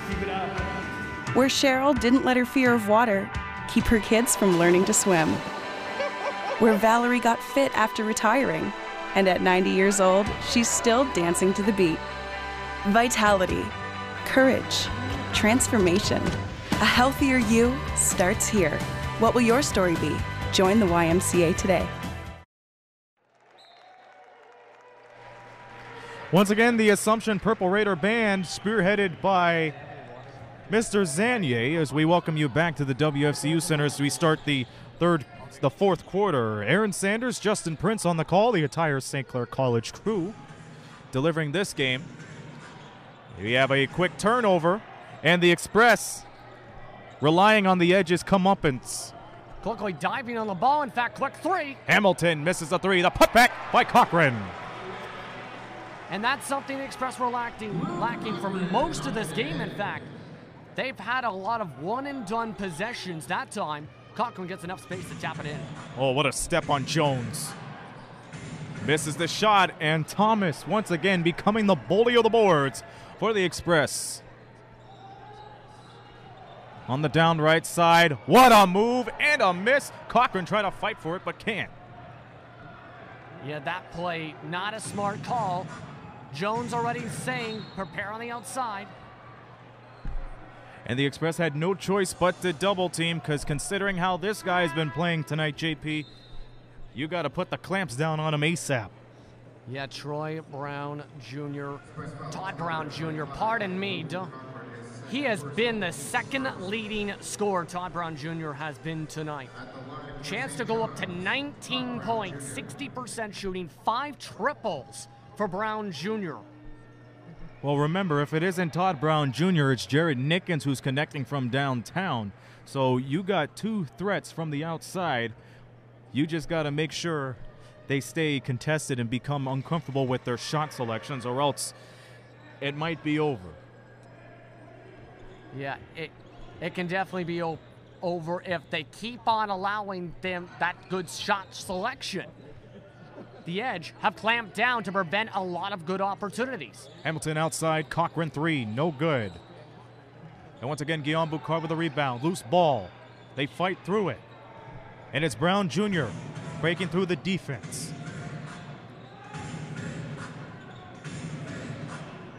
Desley brings it back near the timeline. 8 on the shot clock. Brown Jr. in right is right for 2. Had the mismatch, easily able to step towards his right on the spin, getting enough space, no one there with the help defense being matched up against him. And the lead is ballooned to 23 in the early stages of the 4th. Hamilton misses the 3. The putback is good. And now you can tell the Edge are starting to have a problem. Now they're struggling to box out and are allowing offensive rebound on the bad shots that the Express have been chucking up. Jones with the ball again. Marcus Jones on him. Jones on Jones. Brown Jr. misses the shot. And Cochran right down for the DB. And he reacted like he was trying to lean in to try and draw a foul. And referee's not giving, though. Hamilton to Cochran. That's going to be a hold foul. And that's going to maybe start to get things together. Just a first Edge foul of the quarter, but the Express went to the line a lot in that 3rd quarter in terms of the line. 18 of 20 for the game tonight. Pardon me, that includes, I believe, includes the 2 misses that Thomas just had a few moments ago at the end of the 3rd. Absolutely. Well, you can tell the Express are going to the line. They keep on adjusting, but once again, they got a tough hill to climb when it comes to this less than 20-point lead.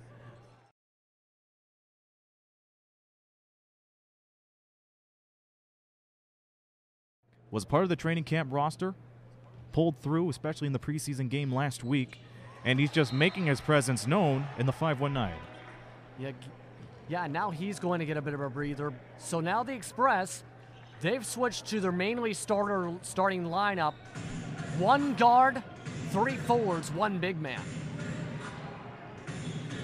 Jones get the right pick again. The curl. Brown Jr. Correction, that's Nickens for the 3. It's no good. And after all that, Forrest Wormley comes up with the rebound. Jones on him one-on-one. Inside, Addison pops up. No good. Not a good decision.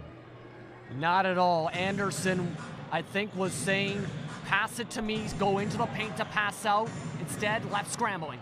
And the putback is good as Guillaume Boucard finishes off.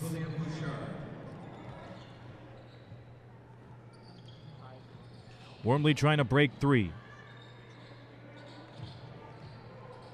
Amarty, jump hook gets denied.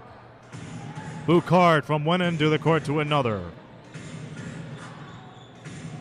Lee off the double team, sizes up, misses the shot, and Amarty with the rebound. Amarty, coast to coast, misses it. Had a good step to the left to try and shed the defender. The problem is, couldn't execute with the traffic inside, just enough to force the contested miss to not even touch the rim. 8 minutes remaining in this one. Jones, got the step. Misses the bucket, and Wright is there to clean it up.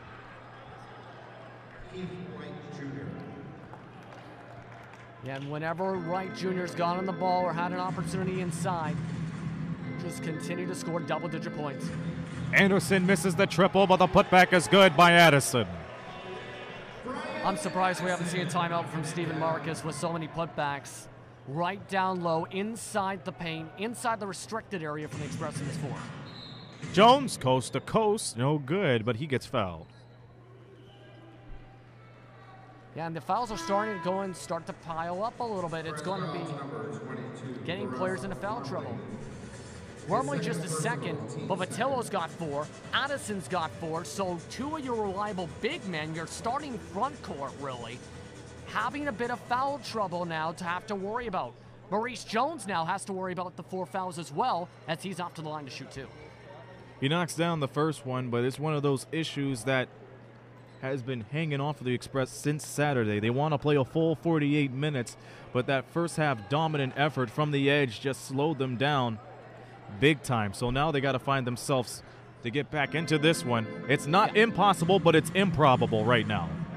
If you get a few good triples together, wake up a bit on offense, force some turnovers, get to the line, a lot can change. Addison with the baby hook. And again, they've constantly tried to get the inside game going and have gotten it together now. The problem is, the Edge, more times than not, have responded back quickly. They have. Kaplan misses it from downtown. It's going to be a quick reach-in foul. That's going to be on Marty. Yeah, and again... Oh, never mind. It's going to be an offensive foul. My mistake. Yeah, Boucard. His second personal. And while he goes off to the bench, he's had a good night. Near double-double threat right now, 18 points and 8 boards. We already have a double-double, too, with Maurice Jones with 13 and 13 tonight. Once again, that's what killed the majority of the teams last year. That lob has failed as Anderson trying to pick it up, gets blocked. Wormley retains it. Finds Marty. Almost slammed it home. The donut missed the coffee on that one. Brown Jr. up and in. And that should...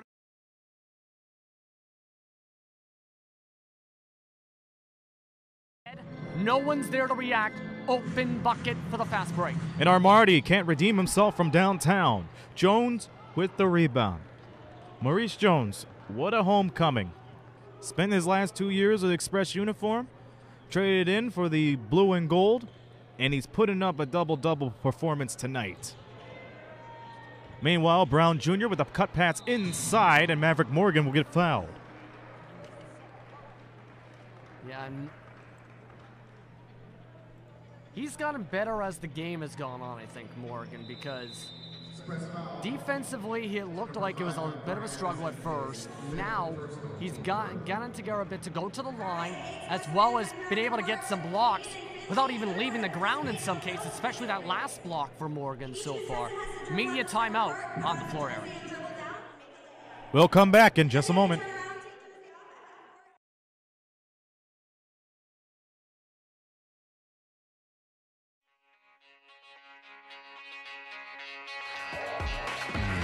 So public relations is like being a bridge between an organization and their public. As this public relations expert, you are a liaison, so you have to connect the brand or the business or the company with their public in such a way that the public responds to them in a positive manner. So the advantages of taking public relations at St. Clair College is that we have access to the Mediaplex. Now the Mediaplex offers us a converged education. It's one of 3 in the world and the only one in Canada. What that means is that we're taught in film, broadcast, radio, there's graphic design, we do event planning, we write all sorts of press releases, we work in tandem with the journalism club. So at the end of everything, you can communicate any professional message across any medium. So what do you think about public relations?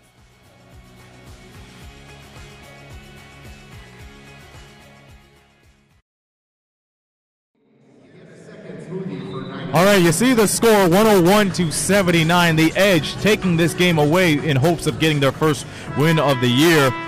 You know what, JP? The second half performance for the Express has been good, but the only issue is they did not play a good first half. I mean, you got guys like DeAndre Thomas dominating the boards and taking it as you see it, but the question is, where was that in the first 24 minutes? What was the issue? I think for the first 24 minutes, it was, with the slow first quarter, didn't have a good rhythm, really. Both teams were just looking like they were struggling to have consistency on both ends, not really having a system at all, or running, it looked like they were just miscombobulated, looking like they just woke up. Second quarter, the difference is the Edge, they woke up. They went to their system, pushed the tempo, spread the inside, went to the inside-out game to spread the perimeter and get open three-point shots and went that direction. The Express, they just struggled, especially this end of the second, throughout the third quarter at times. Quick takeaway. Here comes Jones inside to Brown Jr.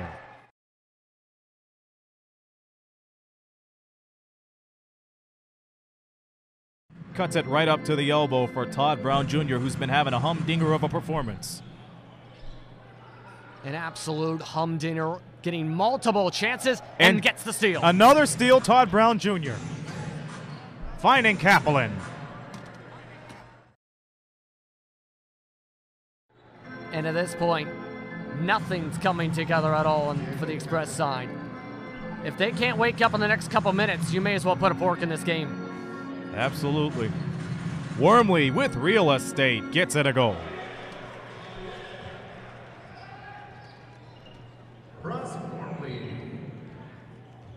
At this point, the Edge might clear their bench, get some space from their bench, and try and change things up, give some players some minutes here. And another takeaway from the Express, and quickly a foul from Jared Nickens. Yeah, that play was starting to break down first for the Express, and second, they're in the space where, in most situations, that could potentially set up a 14-second shot clock. Just making sure of that exactly here, but it stops the clock, stops the fast break, and keeps the score the way it is for now. The inbounds pass back to Horace. Wormley one-on-one. Patillo misses the shot.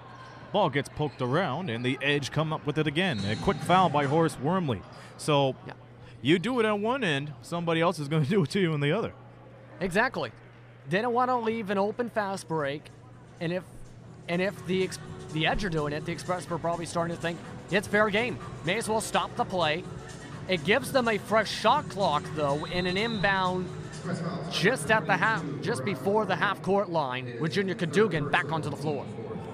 So you see here, 25-point lead for the Edge. 4:30 remaining. The Edge might as well be on their way to get their first win of the year. That's going to be some good things to go by in their first home game, as Satnam Singh will go to the line to shoot 2. And that had a pretty decent amount of contact, it looked like there. And now, good chance for him to go to the stripe. Terms of him, if I'm looking at this right, 64% from the stripe. I believe that's with the G League, with Texas. Is that correct, Aaron? That is correct.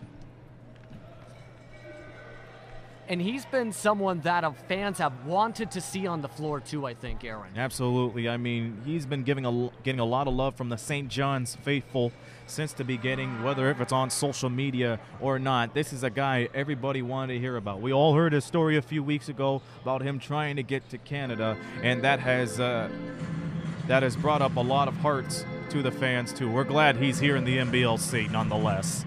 Wormley, the jump shot and the miss.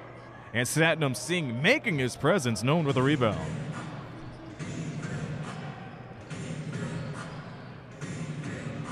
Four minutes to go in this one. As Lee try to look for options, gets stopped in his tracks. Here's Singh. Outside.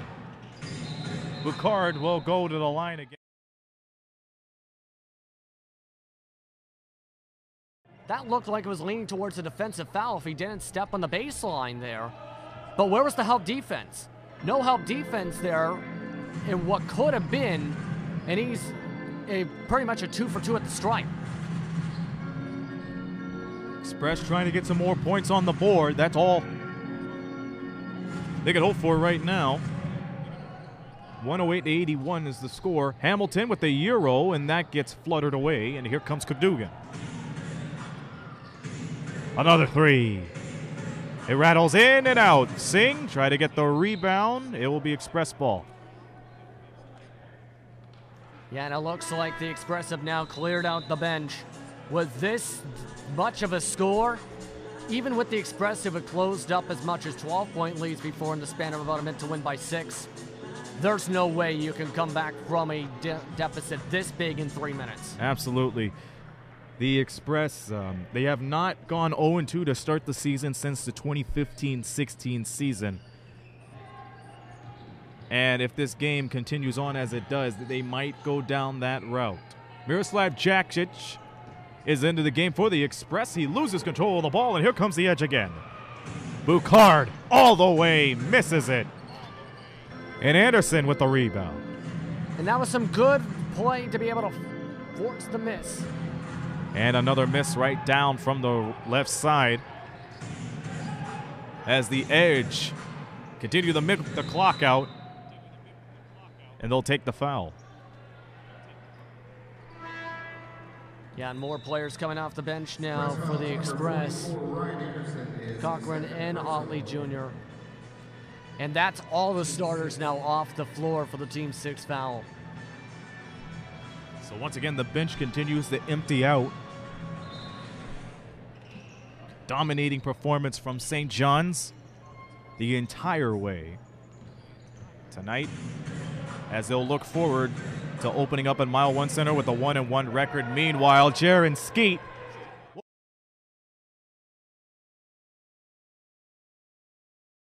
largest lead of the game now too, Aaron.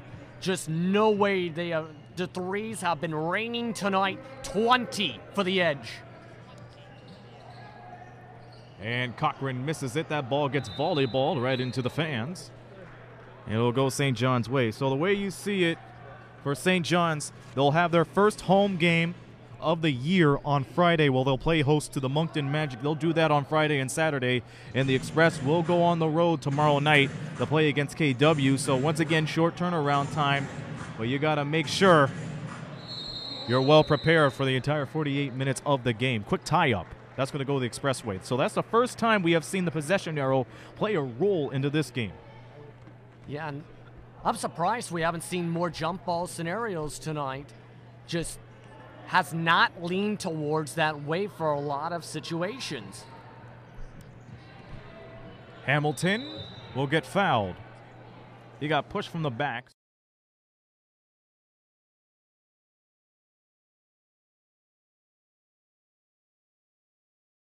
Set up for the next home game here, which will be a week from tonight, as the Sudbury 5 will come back here to the WFCU Center. So we'll have a lot to talk about after this game, but that will be on the Booster Juice post-game.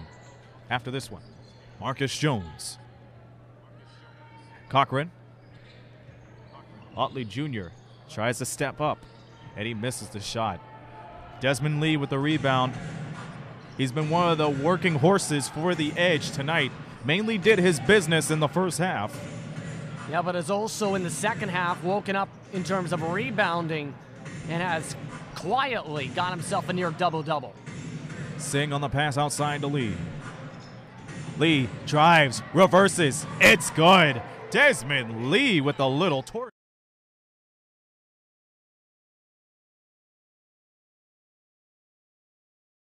With the drive down the baseline, 10 points, 10 rebounds. This game to be appeared as over, JP, as the St. John's Edge look to move up to 1-1. Yeah. And the Express looking to drop to 0-2. So a lot of work's got to be done in so little time for them. They have credit with the 9 total rebounds, but a heck of a hustle effort tonight on both ends of the floor, especially defensive rebounds. Jones hits the deck and gets the ball. Second chance opportunity for the Express. Under a minute to go here at the WFCU Center. Reggie gets blocked by Todd Brown Jr. Correction, that's Jared Skeet. What a block. Perfect timing. Spins around, reverses, no good. And a foul, a good foul.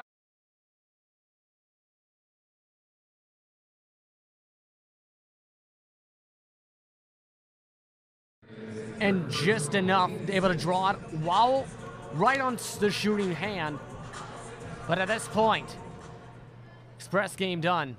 Gotta just focus on the next game, and if you're some of these players, try and show that, okay, maybe I can be that kind of player to step up in the rotation for tomorrow night. Absolutely. It's going to be a trip to the odd for the Windsor Express. Ian Jodry will have the call for that. Be sure to tune in for that if you're watching on the Express or the Titans side.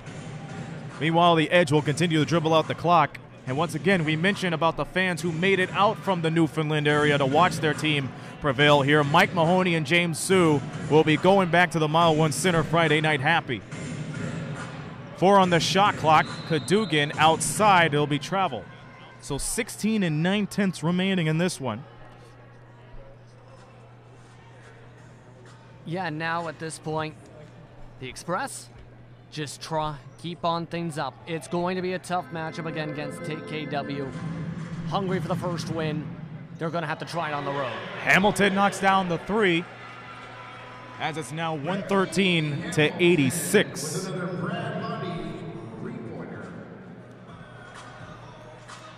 So the Edge will board a plane and go back to St. John's for Friday night's tilt, and they'll hold the ball. The Edge will go 1-1. The Express will go to 0-2, as that will do it. The Edge dominating on both ends on the floor for the full game. They win this one 113-86. Quick thoughts before we head to a break. It was at this point, the second half seemed to be all Edge, especially from the second quarter, really, all game long. The coaching got better and better from Stephen Marcus to be able to get the system back on track, to be able to see that you could go in the inside game and then go back to the outside once the Express expected that. When that happened, they started to pull away, to continue to pull away, and once they reached that 20-point lead plateau, there was no turning back. No momentum, no consistency for the Express throughout the entire second half offensively. We'll pause here and we'll talk about it more on the post-game show right after this timeout. Once again, the final score, St. John's Edge 113, the Express 86. We'll be back.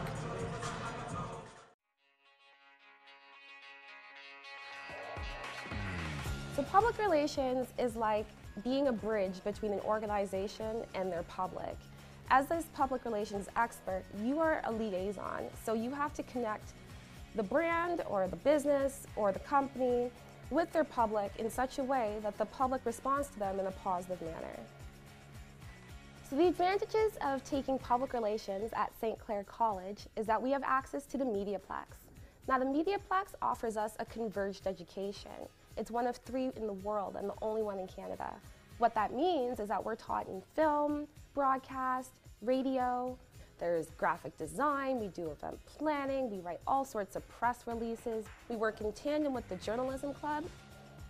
So at the end of everything, you can communicate any professional message across any medium. So what do you think about public relations?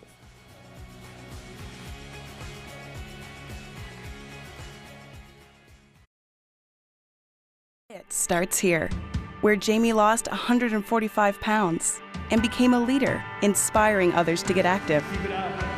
Where Cheryl didn't let her fear of water keep her kids from learning to swim. 90 years old, she's still dancing to the beat.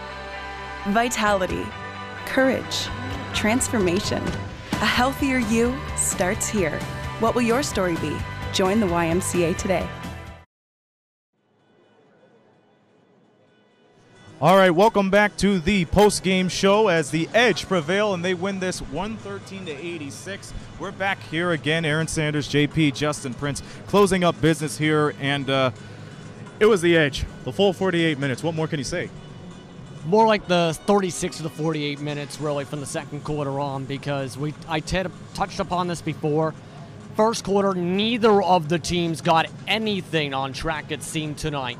But the second quarter just seemed like a wake-up call. Started going more on the outside game to start, really.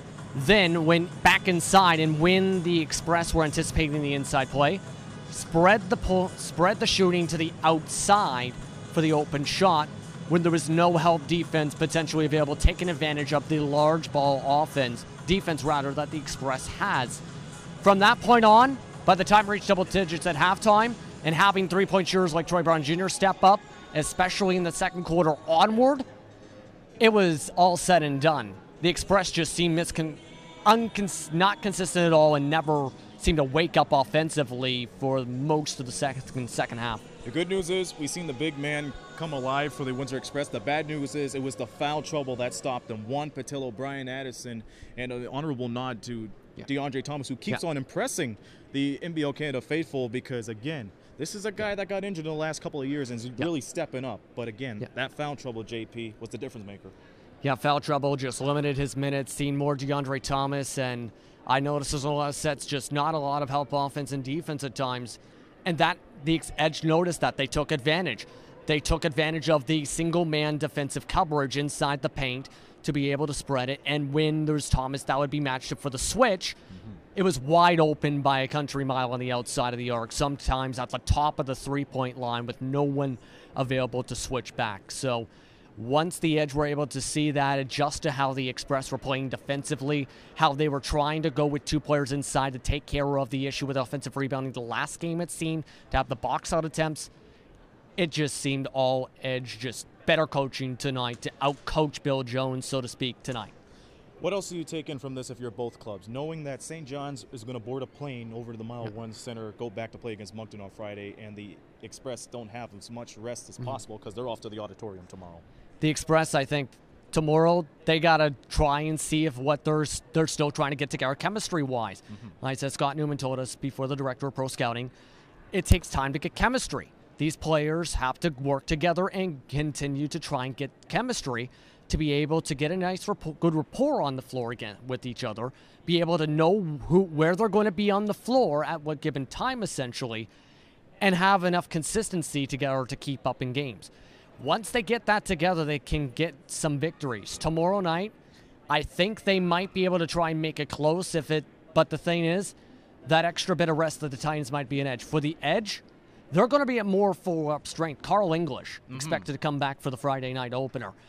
Doug Blum expected to be coaching that matchup potentially, with him be serving the second game of the suspension in December, on December 1st.